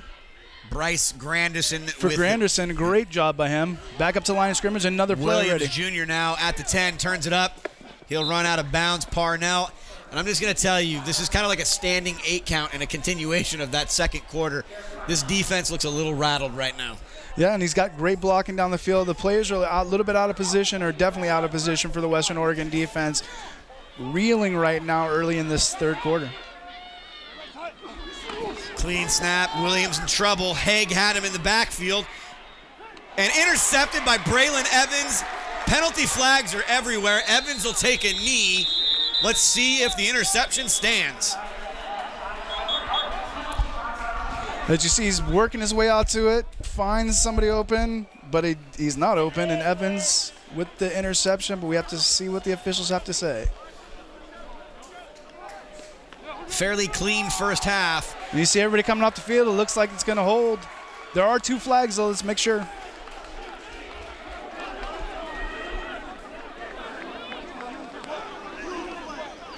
Ineligible player downfield, number 78, offense. That penalty is declined. The result of the play is an interception and a touchback. First down, Western Oregon. It feels like literally they got a transfusion on that. I mean, the team feels different. I know one play can't basically win or lose any particular game, but the way it looked as Sousa's coming out, working their way down the field, and a lot of misplays that Western Oregon hasn't made for the last few weeks, they're able to stop, get a turnover. Great job by the defense, and now you have Western Oregon's offense back out at the 20-yard line. Land will get the start here in the second half as Nico got the start in the first half. Land goes up the middle, turns it and churns it. He'll get out to about the 24-yard line on first down.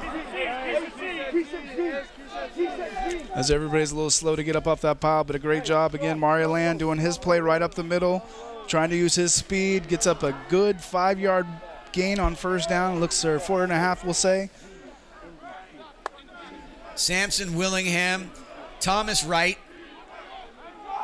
Thomas Wright looks like Reed bunched up on the right-hand side. Here comes Samson on that sweep. Now he gets the block. Samson goes and tries to find that blocker. Hiding behind him, only picks up a couple yards on second down. And you saw a glimpse of the sideline as the whole defense is huddled up together as they're trying to make some adjustments to make sure that what just happened on that first drive for Azusa Pacific isn't going to happen again, as you have a third down for Western Oregon, about 4 yards, trying to see if the offense can get going in the second half. Curry, highly effective running the ball himself today. Ford on the bottom of your screen, big play receiver, and they get Land on the backside, and Amari Land with the second effort I love this wrinkle to the offense with him and Jackson. Yeah, that was a bullet of a pass from Ty Curry, a little bit low, but it keeps him with his momentum just to get to that first down marker, and a great job by Western's offense to pick up a first down, very much needed first down, not to have that defense have to get back on the field right now. And Western can try to work this clock, work their way down the field as they were successful with a couple drives in this first half. Ty Curry started the game 4 for 4 on that opening drive and giving him great rhythm. I think the coaching staff looking to give Curry that again. Sampson out of the backfield, turns to the right, goes up the middle, and he is just an absolute nightmare for defenses. Yeah, you'd think he's going to go up the middle. He's been going up the middle most of the game, but this play sees right away. I'm going to bounce this one to the outside, just works his way to the sideline. Good push by the defender to make sure he doesn't get that first down, but it is second, and it looks like they spotted him out at about a 5-yard gain there for Western Oregon. Placing the ball on the 37-yard line, just past 4 minutes gone in the third quarter, in a game tied at 14. Curry to Jackson. Nope, Curry keeps it himself. Really getting good at the ball fake of the run-pass option. They think Nico's going to try to run up the middle with his power, but Ty Curry on the keeper. A good job by him to pick up the first down, and Western driving up to the 42-yard line of Western Oregon right now. Fresh set of downs for Western Oregon, trying to push the ball into Cougar territory. Jackson will remain in the game.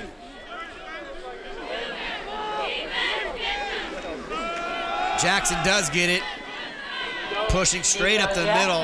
6-yard gain. You cannot complain. No, again, just staying behind that interior offensive line, letting them pound. Nico Jackson, Amari Land, Ty Curry over and over again. It's been a successful combination for them all season. Gonzalez, Belinsky, Pruitt, Passos, everybody up that middle just pounding away. And then you'll see a play-action pass out of nowhere. Curry gets it back to Jackson. Jackson won't let himself go down by the towel, and he'll pick up another first down, pressing the ball into Cougar territory, and that interception seemed to have breathed life back in to the entire Western Oregon team.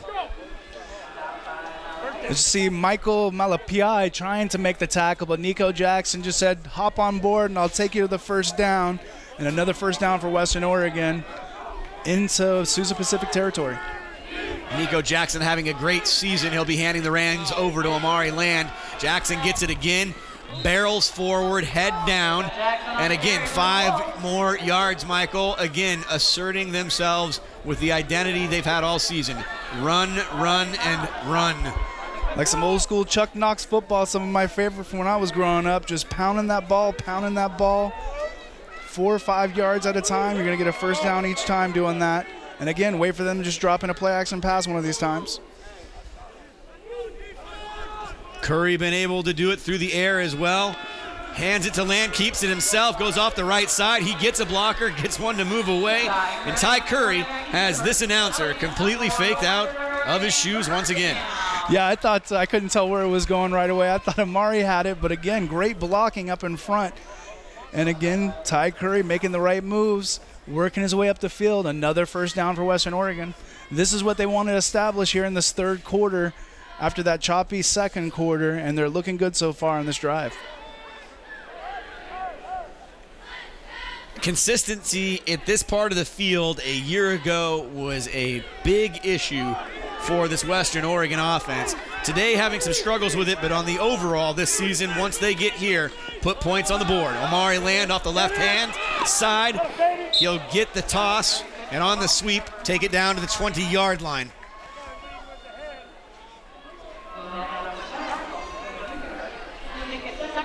And just doing what they're doing, running the ball. It'll be a 2nd and 2-yard after an 8-yard gain on first down. Deuces are wild, huh? 2nd down and 2 to go on the 20-yard line.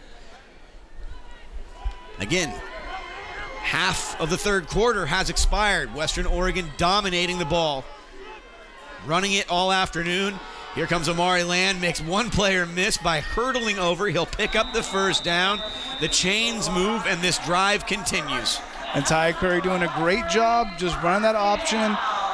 Sees the defensive end come up just enough for him to believe that Amari's going to be able to pick up the first down. Good call by Ty, and a first down for Western Oregon. Now inside the 20-yard line, looking to score for the first time in this third quarter in the second half. Try to get the lead in this game as we have a tie game of 14-14 right now.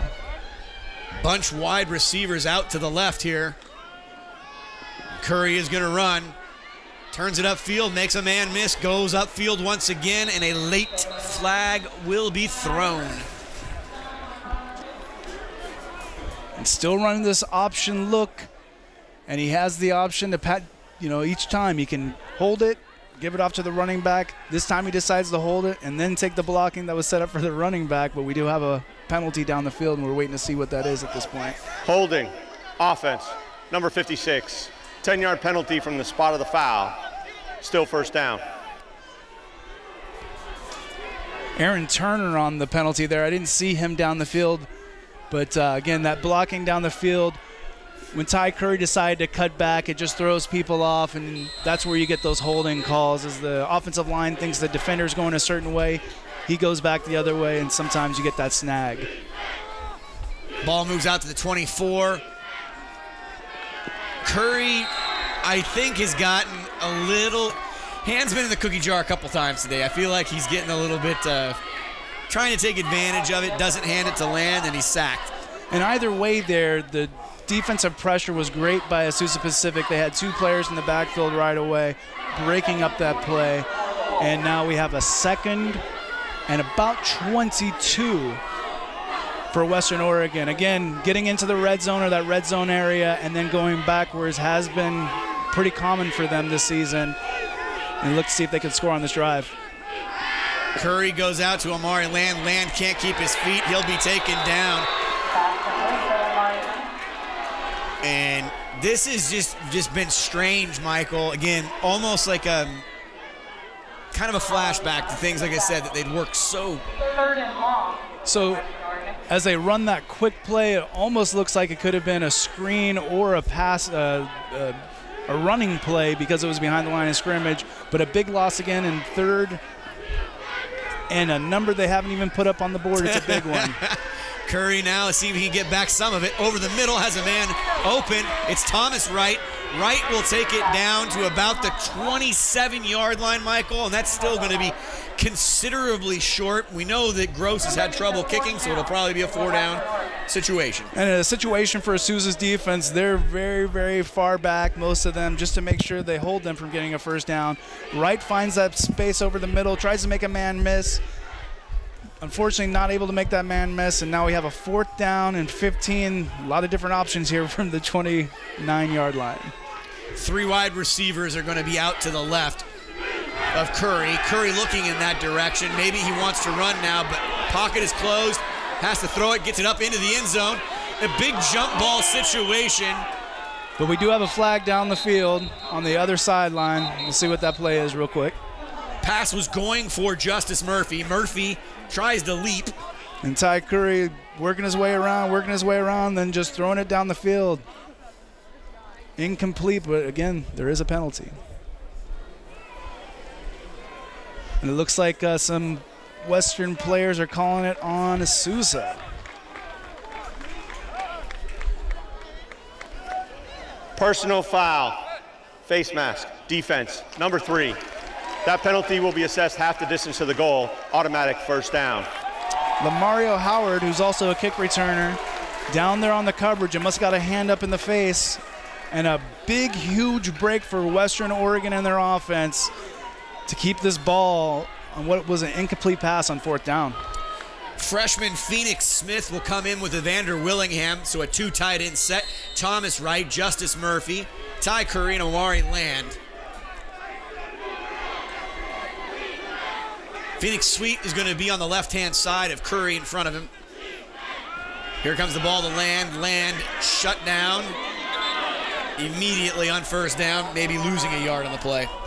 And the fun of running the ball over and over again can turn unfun when you put 7 people in the box at that point, as Azusa Pacific's defense has done on these last few plays. It's a good game. It's a really good game right now. Sloppy in some parts, but both teams are going back and forth at each other. Again, I think I would really like to say nice things about Azusa Pacific and the Cougars. Physically, they have just played a very strong football game as Curry is left on the 13-yard line, giving the ball to Land. Land tried to slip behind his block, takes it down to about, it looks like the 6, maybe the 7-yard line. And a more traditional run right up the middle with Amari Land right there, letting him use his speed and elusiveness and quickness and power to pick up 5 yards, set up a 3rd down and 5 from about the 8-yard line, say 9-yard line of Azusa Pacific. Western Oregon still can't get a first down on this drive. Need to move the ball inside the 5, approximately the 3-yard line for that first down. Curry now, 5 wide receiver set for the first time today. Curry looking right, has got all the room, takes it in himself. He will get down to the 2, maybe the 1. And Ty Curry just took as big a hit as I've seen him all season. Actually, going back to the game before, Michael, go ahead and give me the replay here. As you see, they have 5 wide, man-to-man. There's one person, a little bit of a spy there, but dang, he does really take a big hit. But it is after a first down, so a great job by Ty Curry, the leader on this offense, taking his team down for another first down and a chance at a score here inside the 5-yard line. Failed to mention, Michael, that the reason Ty Curry played the entire game in Burnaby last week is because they rescinded his ejection from the game the week before that for the spearing or leading with his helmet penalty. That was rescinded by the conference, and he was not ejected from the game. Curry now underneath center. Murphy in motion, handing the ball to Land. Nope, wide open in the back of the end zone. Justice Murphy, penalty flag on the far side of the field. I'll tell you, Justice Murphy ran all over the field on that play. All the way across the field. We'll see if this is an offsides on the defense or a shift. A legal shift on the offense.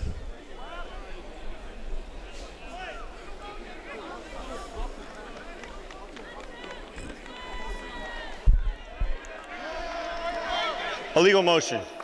Offense, number 88, lined up on a line of scrimmage and went in motion before the snap.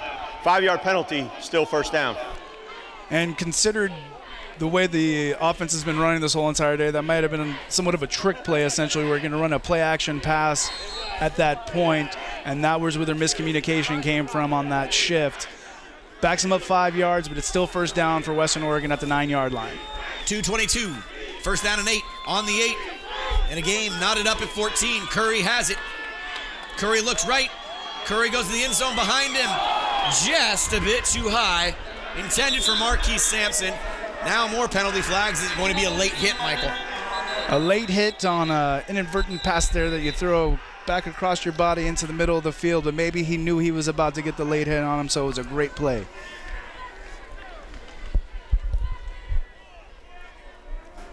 We'll see here shortly. Gotta pick up their laundry. Holding, offense, number 56. 10-yard penalty from the previous spot. Still first down. Aaron Turner assessed the penalty. And again, as that play was breaking down, Ty Curry's looking back across the field. And at that time, that's when the holding penalties come out. He throws it back across his field over Sampson's head, but it is still first down. The fortunate thing for Western Oregon, but it is first and 18, really first and goal from the 18-yard line. Been some sort of struggle once they got in the red zone today to get anything going. Between the 20s, Western Oregon almost unstoppable. High snap, Curry gets it, Curry retains it, more of a football play. But again, I just feel all afternoon, Michael, that the team just feels like they're a play or two ahead. They don't focus completely on the play that they're in. And at this one, they're going to try to pick up 4 or 5 yards. I see what you're saying there, that they're going to set up the next play to set up the next play. At this point, just trying to get control of the game again. Still a 14-14 game for both of these teams, and they're both playing really hard. It's just no one's been able to connect on any actual scoring plays lately. Curry looks left, takes the snap, is going to throw. Good poise. Threw into double coverage, best I could tell. Looks like it was Vicino Jr. And great success on that play with no penalties, but Ty Curry looking across the middle, sees a couple people there in a crowd, but great job by the defender there to knock the ball away, setting up a 2nd and goal from the 21-yard line for Western Oregon. Expert replay there. It was Hickok. 3rd and goal. It was Hickok with the drop pass or the broken up pass. Double covered either way. That was a tough catch to make. Ty Curry now on the 21-yard line. Good time in this pocket. He's going to move to his left. He's got time. Now he wants to run. Wants to go one-on-one. And Curry keeps his feet, plundering forward, now getting all the support he needs from his team and taking it down to the 4-yard line. Ty Curry having a special day on the ground. Ty Curry feeling the pocket collapse and decides to tuck the ball and run the ball and working his ways, doesn't see anybody, and then takes off. And then he uses his toughness, just pounding his way, pushing people over, trying to work his way down to that goal line, and sets up a decent attempt on 4th down here for Western Oregon to get in the end zone as it's 4th and goal. Jaron Ford, Marquise Sampson, Tyler Reed, Thomas Wright Jr., Amari Land are your skill positions with Ty Curry in the shotgun. Everybody spread out, and Curry now on 4th down in trouble, stepping up, wants to run again, puts his hands out, and I don't know if they're going to say ground causes the fumble, but it becomes a turnover on downs and a touchback, Michael? No, it's on the 1-yard line. They called him down at the 1-yard line. As you see, he takes it down, and as he's reaching, the ball comes out. But it's a turnover on downs, a great tackle by Azusa Pacific. The ruling on the field is the runner was down prior to the goal line. It'll be 1st down, Azusa Pacific. If there's anything I can say, they held the ball roughly 6 minutes, I believe. Defense should be well rested. They're going to have the Cougars pinned completely onto their goal line. But just a heck of a job by Ty Curry on that drive to at least get it down there as a real chance at scoring. And now the defense has a chance to come out there and possibly get a turnover. See what happens. Souza backed up at the goal line. Big pressure being shown by the red shirts wearing gray helmets. They want to come after this, and they're looking even just for breathing room. Cougars right now, now wonder if the ball's out. It does look like a lot of people thought the ball came loose as he was running a quarterback sneak, but it stays Azusa's ball, but it'll be 2nd and basically 10 after a very short gain on that first play. Trying to give themselves some room with maybe a 1-yard gain, 2-yard gain, but unfortunately. Western Oregon will go into the 4th quarter, tied with the Cougars. That is the end of the 3rd quarter. 4th quarter action coming up, and what a 4th quarter we will have. Stay tuned for everything coming up on KWVT Channel 17.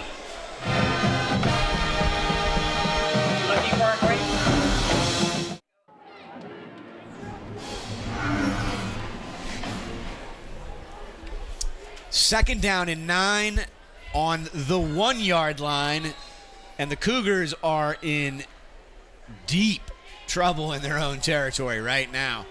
Western Oregon turning the ball over on downs. They're going to run. They've got a little screen set up, but Western Oregon, Sinclair and Proctor are there for the tackle. They don't get but a half a yard, Michael. Looked like a little bit of movement on the line, but they get the play off, and you see Proctor with some pressure on the quarterback, and Sinclair and Tyler Wharf there able to get right up at the goal line again. So it's maybe a half a yard gain on that, if that. 3rd and 9 from the 2-yard line for Azusa Pacific, trying to stay away from a turnover or a safety here, and a 1st down, maybe secondary on this play. We'll see. Tyrone Williams Jr. has not run the ball as effectively as Curry today, but he is going to have to throw a bad snap, and we might get that safety. Ball does come out. There's no receiver over on that area, and he's throwing the ball away. He wasn't out of the pocket, so there could possibly be a roughing on this. As you see the ball go down on the ground, he picks it up. The refs are talking right now. Roughing, or would it be an intentional grounding and a safety? Okay. My apologies. Yeah, no problem.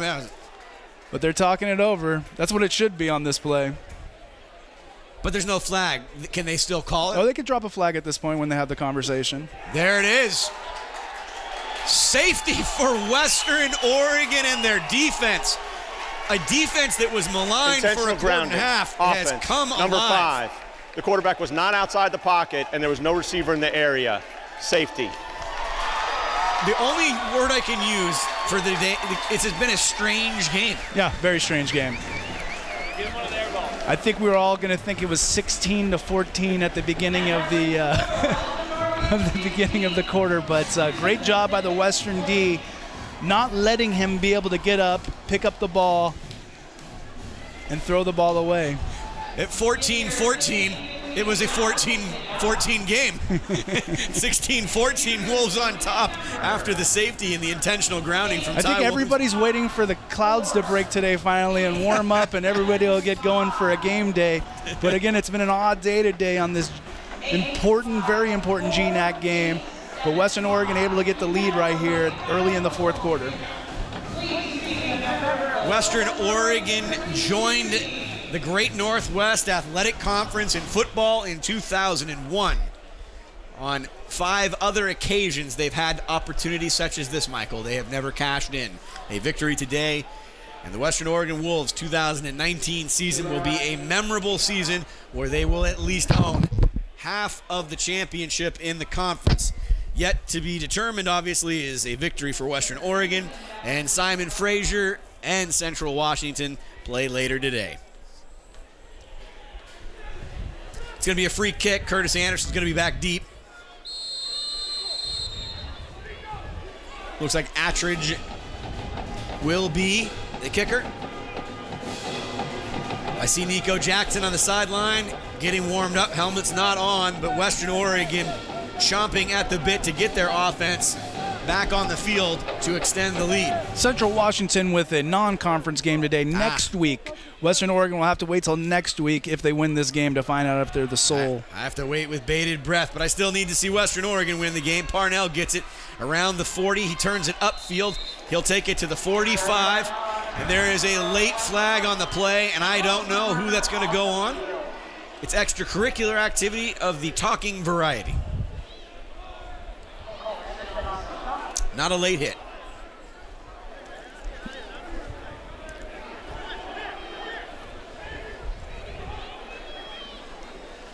This one taking a little bit of time to figure out. The refs working hard today with all these penalties on the field.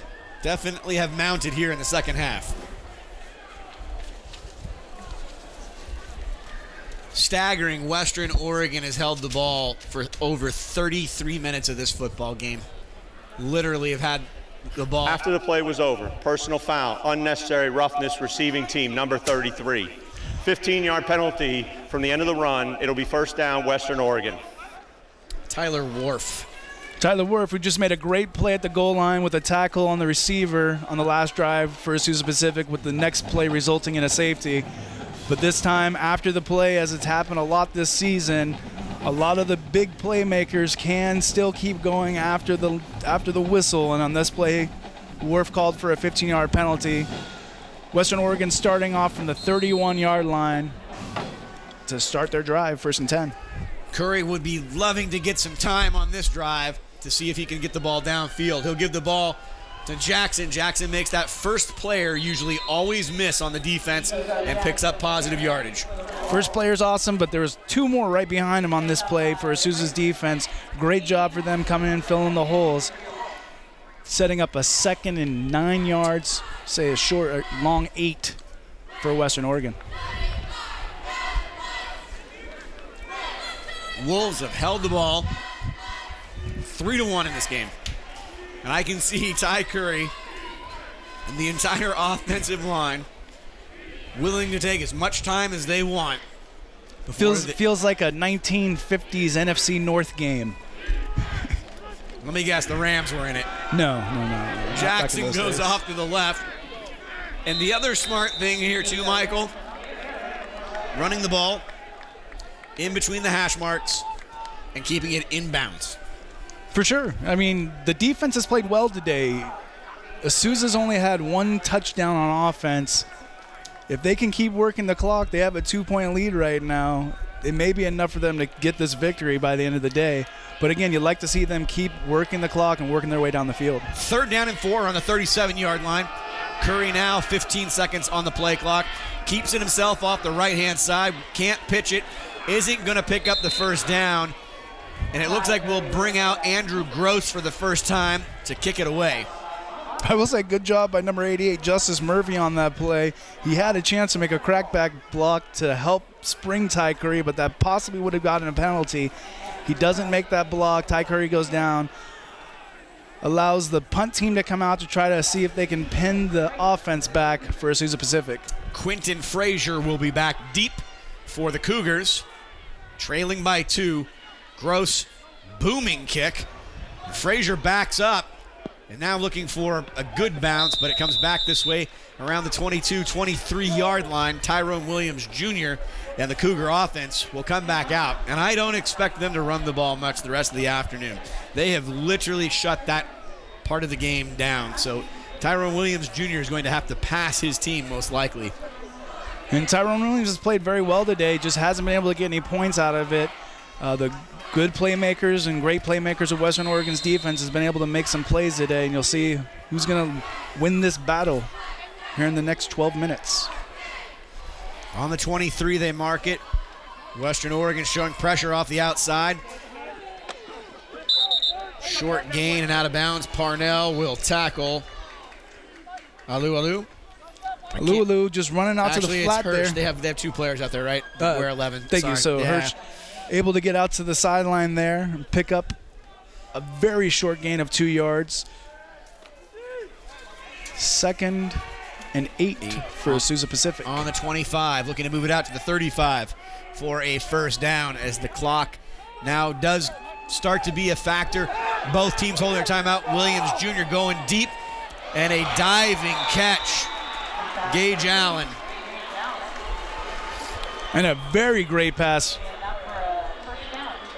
Man-to-man on the outside, and it looks like the defender has it covered, but just a perfect pass dropped in right where it needed to be, and a first down for Azusa Pacific as they try to get something going with their offense right now.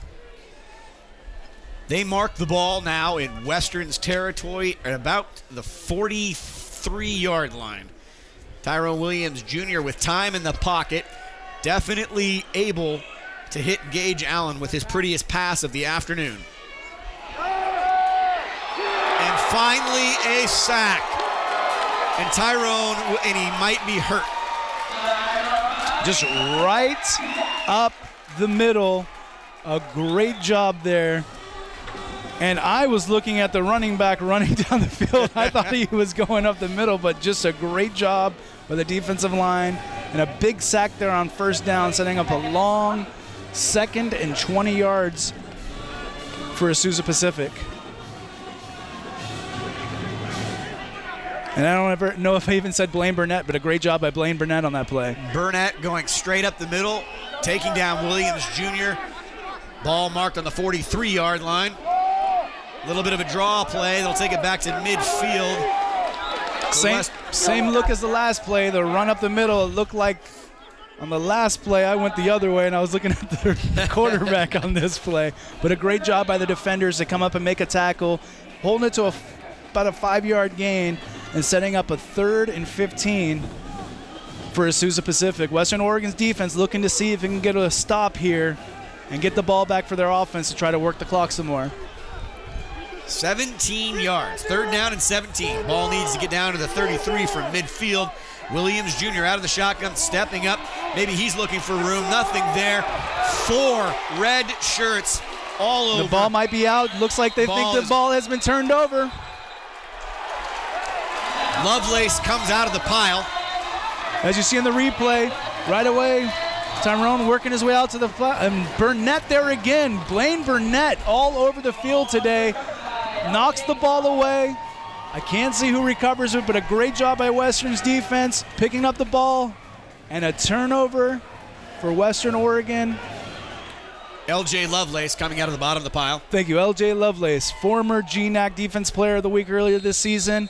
And you see these playmakers on defense, they know how to knock the ball away. And now they're giving it back to Ty Curry. Amari Land out there at running back. Try to work that clock, get a score. Try to work their way closer to a GNAC championship. 16-14, 9:36 Ball just into Cougar territory. And a little play action. Michael's been calling for it downfield. Has Justice Murphy diving for the catch at the 31-yard line. 18-yard pickup on first down. Play action pass, looking down the field. Ty Curry has a couple of guys open, sees Justice Murphy, and whoa, he flies through the air Superman style, catches that ball, snags it out of the air. First down, Western Oregon, as they continue this drive. Everything you could ask for when you get here in the dog days Might of have summer. knocked the wind out of him with that awesome catch, but a great job there on that play. Two-a-days, all the practice being put in. Ty Curry and this offense with Omari Land running on first down know that if they can put a touchdown on the board with the defense the way that it is played this afternoon, that there is an outstanding chance to pick up their 7th victory. And we already know what it means, but we will leave that for the last 8 minutes and 40 seconds of this game, as Ty Curry this afternoon has really listened well, great poise, and just got a great catch from Justice Murphy, moving the ball down in deeper into Cougar territory. There goes Land up the middle. Land again. Roger Craig style, man. He got those legs high on the drive, and he might have picked up a first down. Very, very close. It looks like they're spotting him just short, but it's 3rd down and 1 yard. And you get to play the game. Are they going to hand it off to Omari Land, or are they going to let Ty Curry keep that ball and take the keeper for a first down? Azusa Pacific's defense has a lot to decide here on this play. The metric basically says they just keep giving the ball to Land, but Curry has been so effective today. They do give it to Land. Land goes forward, will not go down, and now at the 15-yard line, Wolves are in the red zone, and they are threatening. Amari just putting his head down, using those legs just to keep running people over, and another first down, Western Oregon. And obviously, keep giving props to the offensive line right now. Gonzalez, Belinsky, Pruitt just pounding in the middle. Maybe a chance for Thomas Wright. One-on-one coverage on the bottom of your screen. Maybe look for a basketball-type play. Here goes number 14. Curry has, and a late hit for sure. Absolutely for sure. Ty Curry on the keeper, working his way to the sideline. And as he's trying to stretch his way out, seeing how many yards he can get, easily out of bounds, deep into the white on the sideline. And that'll be half the distance. Alex Benter, if it's number 98, will be called. Personal foul. Late hit out of bounds. Defense number 33. That penalty will be added to the end of the run, half the distance to the goal, automatic first down. McCroskey. Yeah, it looked like both of them there hitting him as he's going out of bounds. Makovsky, I believe you said, was the one that just knocked him out at the last portion of that. But it gives Western Oregon a first down inside the 10-yard line and a chance here to go up by 2 scores with a touchdown and extra point. On the 6-yard line, Curry with Jackson in the backfield behind him, 7 yards deep. Jackson gets the ball, untouched. Wolves score! Nico Jackson, 6 yards for the touchdown, and the Wolves are now on top, 22-14. Handing the ball to Nico. He goes one way, and then, nope, I'm going to go this way, right up the middle. Touchdown. Doing what they've been doing well all day, running the ball. Great job by Western Oregon after the turnover. Andrew Gross now in for the extra point opportunity to make it a 9-point game.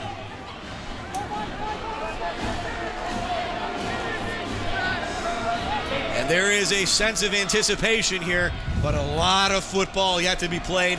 An important extra point coming up right now. Good snap. Gross's kick is up, and it is good, and the Wolves are on top 23-14. Stay tuned for all of the remaining action here on KWVT Channel 17.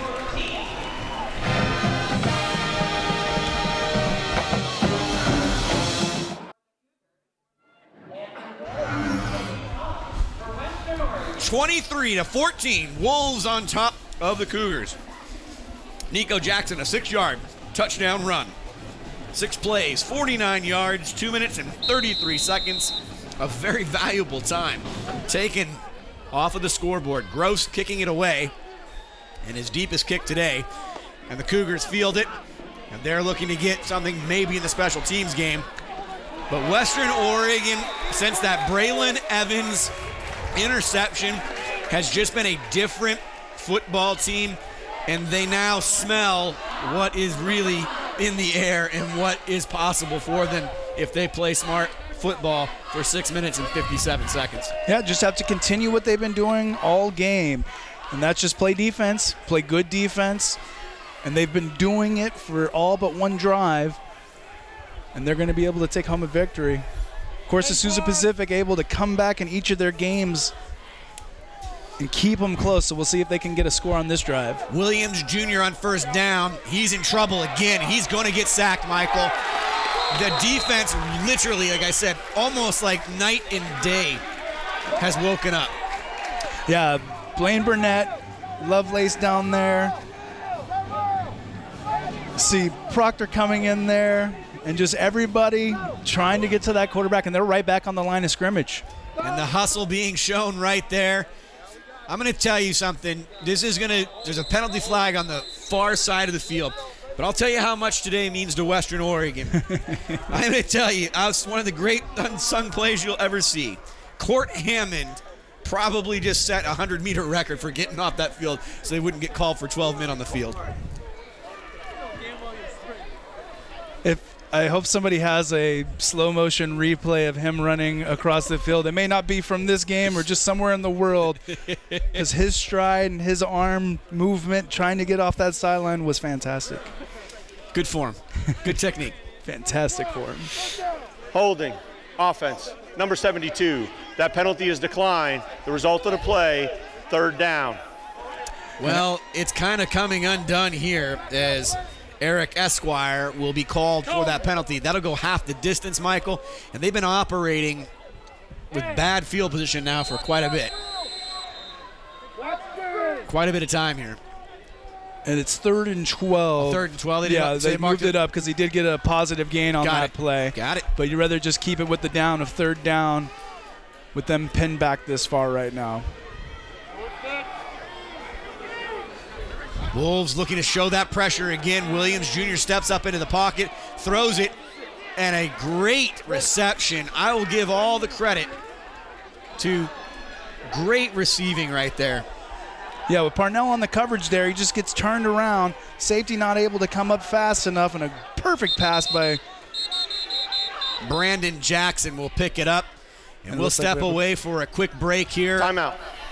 Western Oregon, their first of the half. Stay tuned for more action on KWVT Channel 17.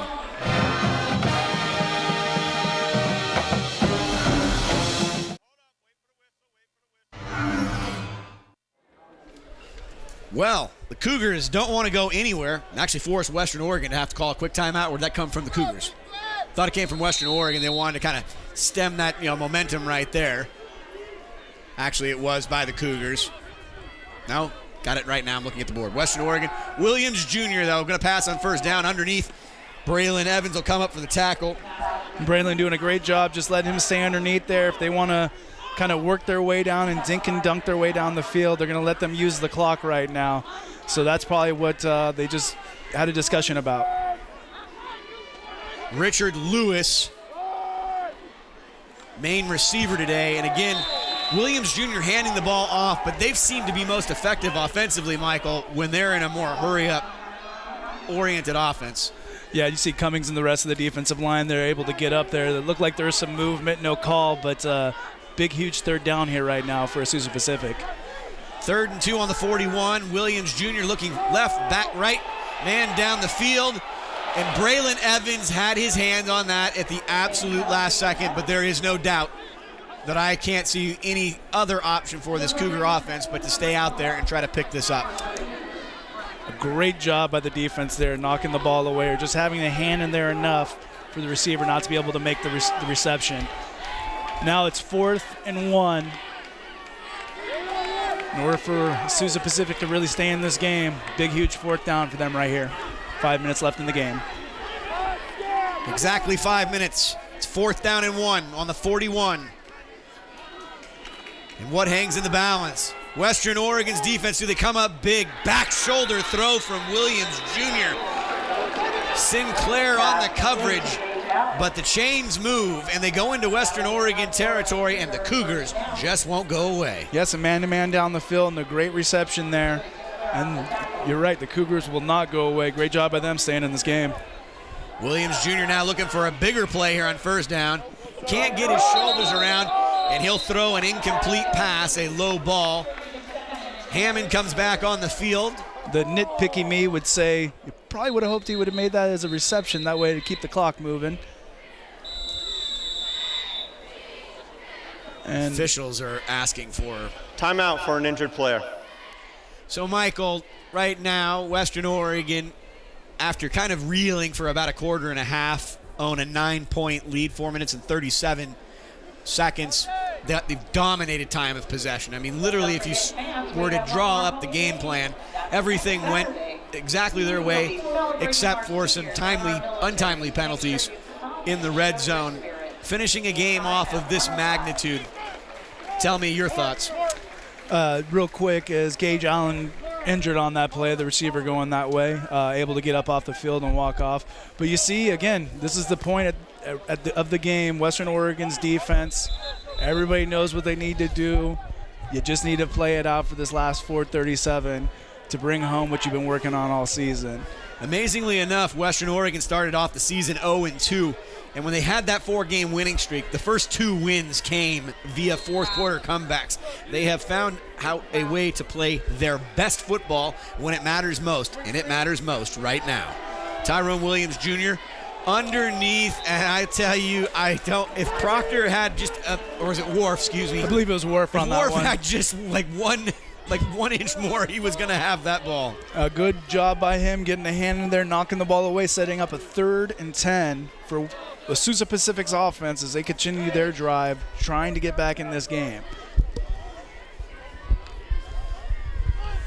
A lot of pressure has been put on this offense, and Tyrone Williams Jr., his arm will have to probably get this job done, as pressure has been shown by this Wolves defense time and time again. 6, now 7, and underneath again. I don't know if the forward momentum's going to give it to him. Parnell makes a great open field tackle. And we have some differences of opinion of where the line of scrimmage is here between a couple of the officials, but I believe it'll be short of a first down here, when it could have possibly been a bobble pass there, you see. They've got to take a look at the chains here, right? Got to bring them out. And if this stands, it'll bring up a 4th and 1. Yeah, and it looks like he was bobbling the ball, and it could have been called an incomplete pass, a first down, or short of the first down. And now we get to see if possibly they gave him a good spot on this. It's very, very close. Now here comes the chain gang. As my good friend, or former NBA player Rasheed Wallace said, ball don't lie. And that's going to be short, Michael. That's a football short. It doesn't really matter. Cougars offense will stay on the field. 4th down. Unless you think they would kick a field goal here. Again, their field goal kicker is good, but with him missing one from this distance earlier, I don't know that this would be the time. I mean, it's a play. You need 2 scores, so it wouldn't be a terrible call. But, again, this cold day and the way that one was short earlier, just making it into the end zone, looks like their offense is back out there trying to go for a first down. Gage Allen out there, Richard Lewis out there as well. Big play opportunity receivers at the bottom of your screen in man-on-man coverage, Braylon Evans and Curtis Anderson. Joey Sinclair will be back deep as the safety, and they hand the ball off, and they will move the chains, and this drive stays alive for Azusa Pacific. But time is definitely on Western Oregon's side right now. And you have a substitution from the Western defense getting off the field, but a play up the middle. It looks like it's going up the middle, just off to the right side. First down and 10, Azusa Pacific. Rolling to his left, now getting upfield, trying to see if he's got anything, but Williams Jr. is going to be flushed out. He'll run out of bounds around the 21-yard line, Michael. He'll pick up 7 yards, but more importantly, flags are on the play, and the clock has stopped. Yeah, great job by Tyrell Cummings trying to get him from the backside from that defensive tackle position. And we'll see if there was a block of some sort that was illegal down the field. Holding. Offense. Number 78. 10-yard penalty from the spot of the foul. Still first down. Tim Dolan on the penalty there. And yes, they're trying to work their way down the field. Same thing as it's been today. Sometimes people going back and forth, and they'll get that snag. The officials have been pretty quick on the penalties today for both teams. We've seen a few. Maybe too many, but, you know, the game of football is definitely officiated much differently than it used to be. But the hold is a hold. Next week, Michael, sadly, it'll be our final home game. And for the first time, Eastern New Mexico will come here to Monmouth, Oregon, and our slate of 6 games will be completed. It's a 1:05 kickoff as usual here live on KWVT Channel 17. But before then, it's a 23-14 game, 3 minutes, 30 seconds remaining. And the Western Oregon Wolves trying to close out their 7th win of the season. Gage Allen now in motion, and someone else is playing quarterback, trying to catch him a little bit off guard. They put in Jack Rice and snap him the ball. It looks like there's a player down for Western Oregon. Tyrell Cummings, I believe. Cummings able to get up on his own, get off the field.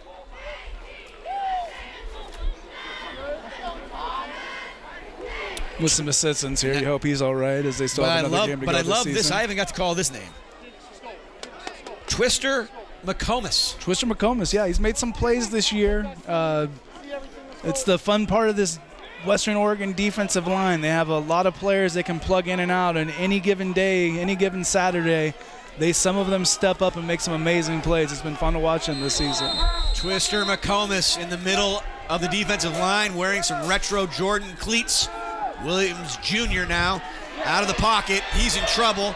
Ball into the middle, and they're able to get a completion and another first down.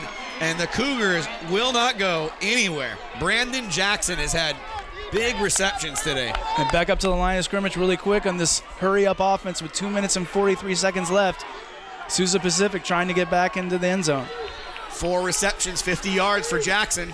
Williams Jr. now looking out. Back shoulder throw in the direction of Braylon Evans. Evans already with an interception this afternoon and a pass deflection. And I will say about Evans, as the season's gone along, he's really stepped up and gotten better and better and better, and I've really enjoyed watching him play. They don't call his name. I don't think they can throw in his direction. Yeah, no, he covers everybody just the way he's supposed to. That play, it was only the sideline that could have caught that ball, or he was going to be in on that play. 2nd and 10 here for Azusa Pacific at the 16-yard line. Richard Lewis comes in short motion. Williams Jr. now in trouble, steps up. The ball is in the end zone, and it is a touchdown. What I saw flying in the air was a shoe. Yes, I did see that same shoe, but again, he does have some time looking, working his way around, and finds him at the goal line. And then we're not sure if it's a shoe or the ball, and it is the shoe, and the ball is in the end zone, like you said, and a touchdown. And now with an extra point, they'll be within 2 points with 2 minutes and 22 seconds left. Back on that 2 game. Important extra point here.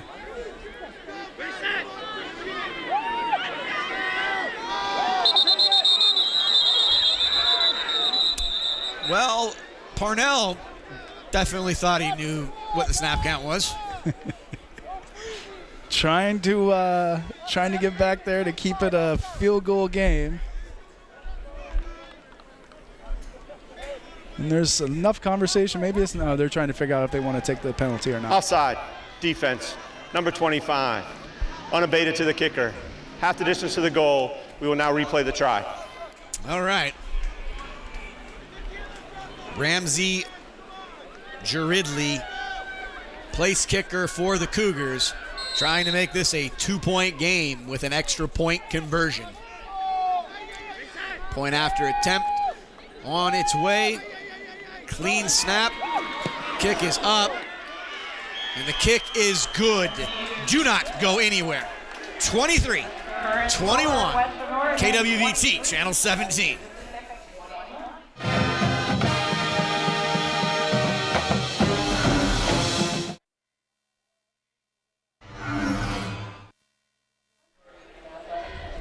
One of the more exciting plays in football, Michael, might be happening here. We were in break. Michael thinks there might be an onside kick, but the Cougars possess all 3 of their timeouts, only trailing by 2. And it is an onside kick, Michael. Parnell will come up with it.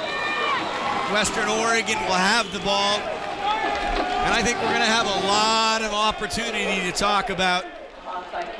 Yeah, just like I was saying about that onside kick. Football. That onside kick, it seems like the best play with 2 minutes and 22 seconds left, 1 first down. We'll say 2 first downs, but most likely 1 first down will end this game.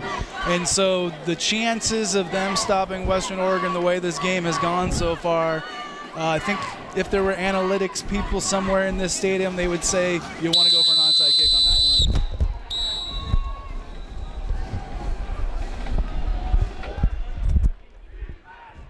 What just happened? My apologies, everyone. Our great. Will the game clock operator please put 2:21 on the game clock? Yes. Well, we'll shave that second. They're saying that took a second to run that play. Thank you. Our microphones were so good. I just gotta let you know I had my ears blown out by the whistle blowing. So sorry about that. Omari Land in the backfield. He'll take it, staying inbounds, turning it upfield, and protecting the ball. First down on first down, Michael. Maybe a little bit short, but as you see him get to the sideline, knows not to go out of bounds and just works his way up right about that first down marker. But there is a man down for Azusa Pacific as they're either being clever and have an injury and trying to stop the clock, or we do have an injury on the field. I have it as Alex Benter. I see 2 players out on the field, actually. Alex Benter is our first one. We don't have the other report on it, but this is an interesting situation, Michael. Again, you talk about all of the practices that lead up to a game like this. Situational football typically reveals the better football team. Yes For or sure. no? Yes. I mean, and I think Western Oregon today, situationally, has been able to play the better football, but they still have something to say about that. They did not get the first down, 2nd down and 1. The Cougars have not called a timeout yet, and the clock should be rolling here momentarily. And you'll see Ty Curry take his time before he snaps this ball. Again, he has no reason to snap it. I'm somewhat shocked the timeout hasn't come, Michael. Well, they still haven't gotten the first down, so if they get a stop here, then you take the timeout and you still have 2 timeouts, and it allows you, if the clock rolls over with the first down, they have another chance of maybe going through the 3-down cycle and getting the ball back after another go-around. But again, I doubt that'll happen. Ty Curry now 5-4. There is the hike. Land gets it. Land, if he makes one man miss, turns it upfield. Just needs to stay in bounds. Omari Land will get the first down, and the clock does stop. Omari thinking the game's over with a first down there. Probably why he ran out of bounds instead of sliding, but a great job by him getting the first down. And now Azusa will be forced to use their 3 timeouts in these next 3 plays.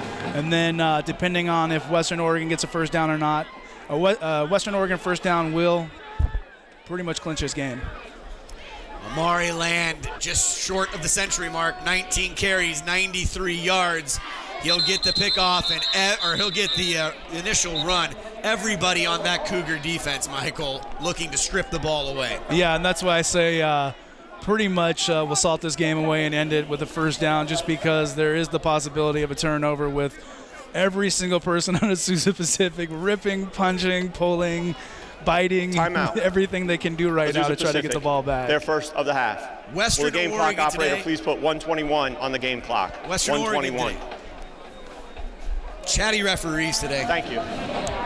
Thank you. You're welcome. 500 total yards of offense for Western Oregon today. Pound the ground. 343 yards, Michael, today. Curry, 20 carries, 173. Amari Land, 20 carries, 95 yards. Nico Jackson, 13 carries, 79 yards. Unbelievable performance. Curry only 12 of 16 on the afternoon with a touchdown and an interception. Curry's also run for a touchdown, as well as Nico Jackson. Defense coming up special today too. Derek Parnell leading the team with 8 tackles on the afternoon. Curry now will come back with 1 minute and 21 seconds. 2nd down and 8 on the 22, looking to salt away a very important victory for Western Oregon. Big hit there. So Omari Land will get another carry. And another timeout by Azusa Pacific, which was expected. They have 1 left after this play. Again, a first down by Western Oregon will clinch the game for them essentially. Timeout. Azusa Pacific, their second of the half. And either way, Will the game this clock game operator is gone, please put 117 on the game clock? 117. Now 3 seconds are being added on. The referees are definitely watching that clock with some sort of, they've got somebody doing it, spying on it. So, but just I would even expect 4-down territory here for Western Oregon with 2 plays to try to get a first down and win this game. They'd rather have it in their hands at this point than to go for a field goal or punt the ball or anything at this point. So look for 4-down territory for Western Oregon. Again, with the ground game, the running game, and letting Ty Curry make that decision to do what he needs to do to get a first down, Arn Ferguson will let the offense do what they have to do here. pretty amazing what's potentially going to transpire here in the next few moments. 1 minute and 17 seconds. Western Oregon joined this conference in 2001. And if they can hold on for this victory today, will clinch, at worst, a share of the GNAC title. Penalty flag on the play. Ty Curry keeps it inbounds. He'll get tackled about the 22, Michael. And it might be that same player was set and then went in motion again that they called earlier. Or you hope it's offsides on the defense. I think that's 2 options here. Illegal shift is what I'm hearing from the microphones. Trying to figure out what that means for the clock here. Presently, 1 minute and 11 seconds in a 2-point football game. 23-21. Wolves on top of the Cougars. Illegal shift on the offense. 2 players moving prior to the snap. That penalty is declined. The result of the play, 4th down. And does the clock continue to go and Azusa Pacific have to take a timeout? That's the question.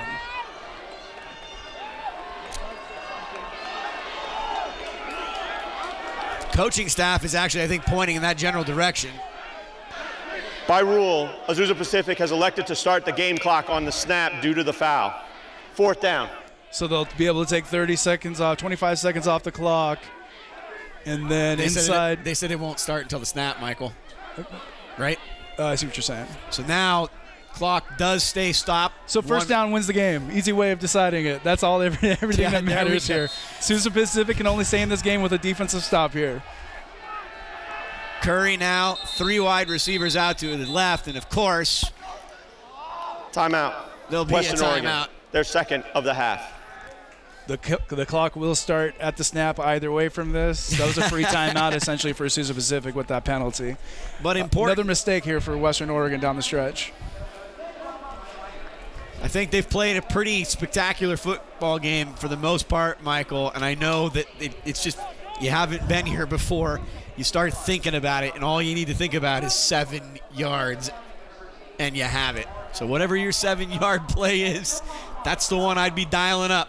on the sideline if I'm the coaching staff. Trey Shimabukuro in a white sweatshirt is definitely the one barking out most of what I can gather is going to be their play and their options. Ty Curry, so effective early in this game, about 3 hours ago, Michael. I mean, he ran for over 100 yards in the first quarter alone. 100 yards in the first quarter and has played really well most of the game. A couple mistakes, obviously the interception, which was a big play for Azusa Pacific.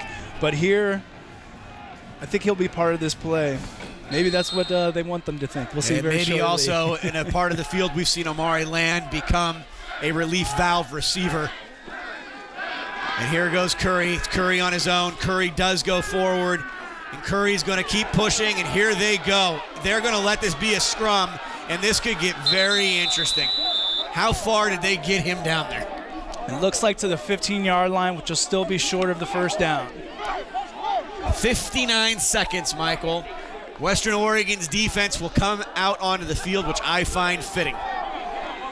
Again, the playmakers on the defense, the playmakers that have let some plays get down the field this season, but now they have a chance to wrap up a GNAC title for their team with 59 seconds left and Azusa Pacific getting the ball. This defensive backfield. Also remember, Azusa Pacific might be trying to just work their way down to the 35 to get into field goal range as well, just being down by 2 points. So they can't just play prevent defense here. For the first time, you hear this Western Oregon crowd very much into this game. Low throw. It'll send Gage Allen out of bounds, taking 4 seconds away from the clock and 55 seconds remaining in a 2-point ball game. Michael, strong point. Probably need to see the ball get to around the 35-yard line if there's any way to attempt a field goal that could potentially put the Cougars ahead. Williams Jr. now, he'll go underneath again. Richard Lewis has it. Richard Lewis stayed inbounds, but they'll stop the clock because of the chains. But it does start again on the snap, unless they clock moving now. 44. Yep.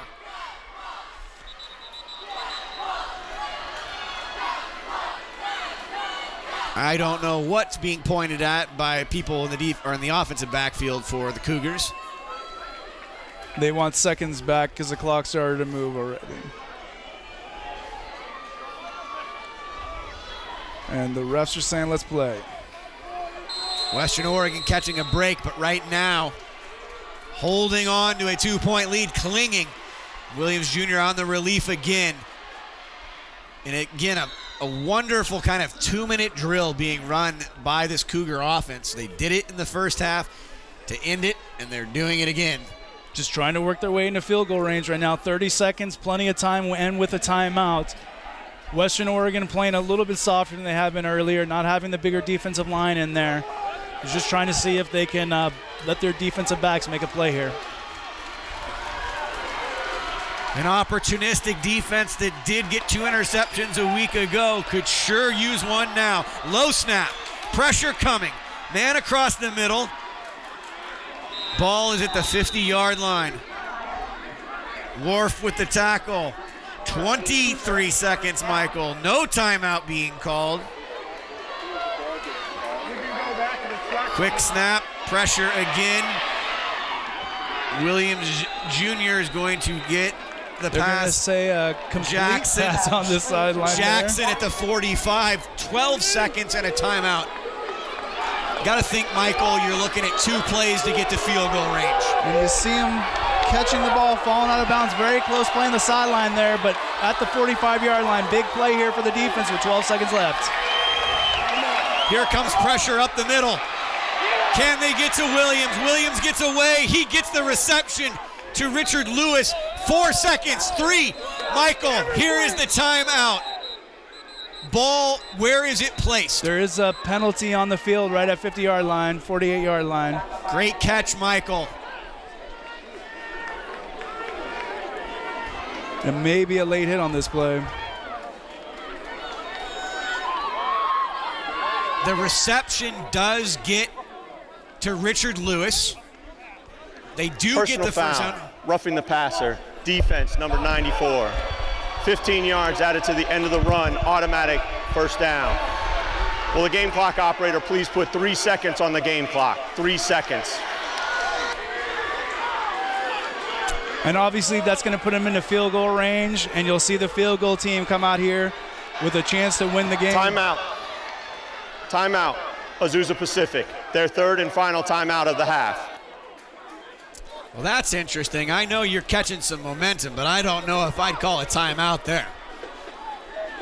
Well, they're going to think about it, make sure that they have their blocking set. Western Oregon does have some very good speed off the edge to be able to get in there and get an attempt at this block.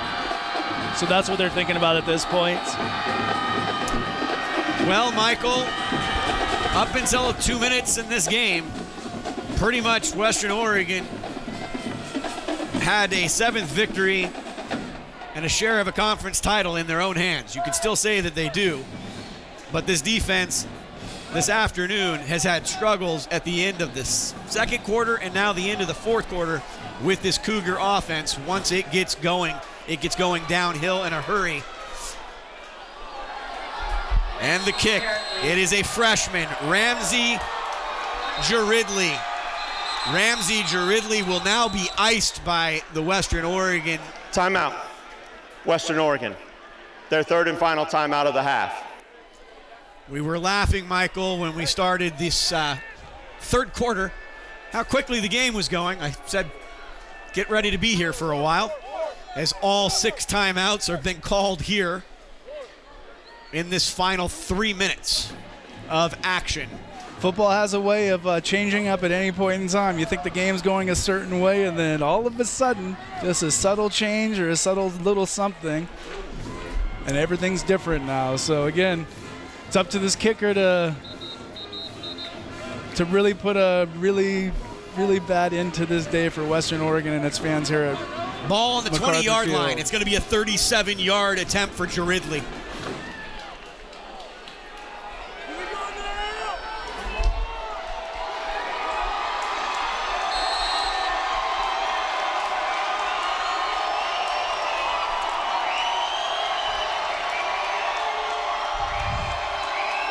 Snap is good, it's clean, it's down, and it's blocked! It's blocked! And the Wolves are at least co-champions of the GNAC Conference, their first in school history! Can you dig it? Can you dig it? Great job from the edge there to get in there and block the ball.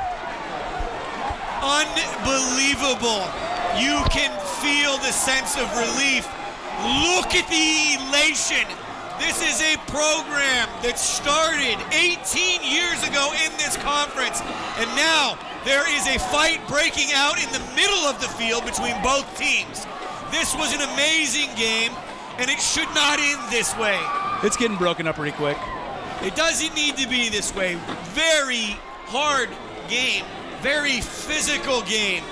I will use the word again, very strange game.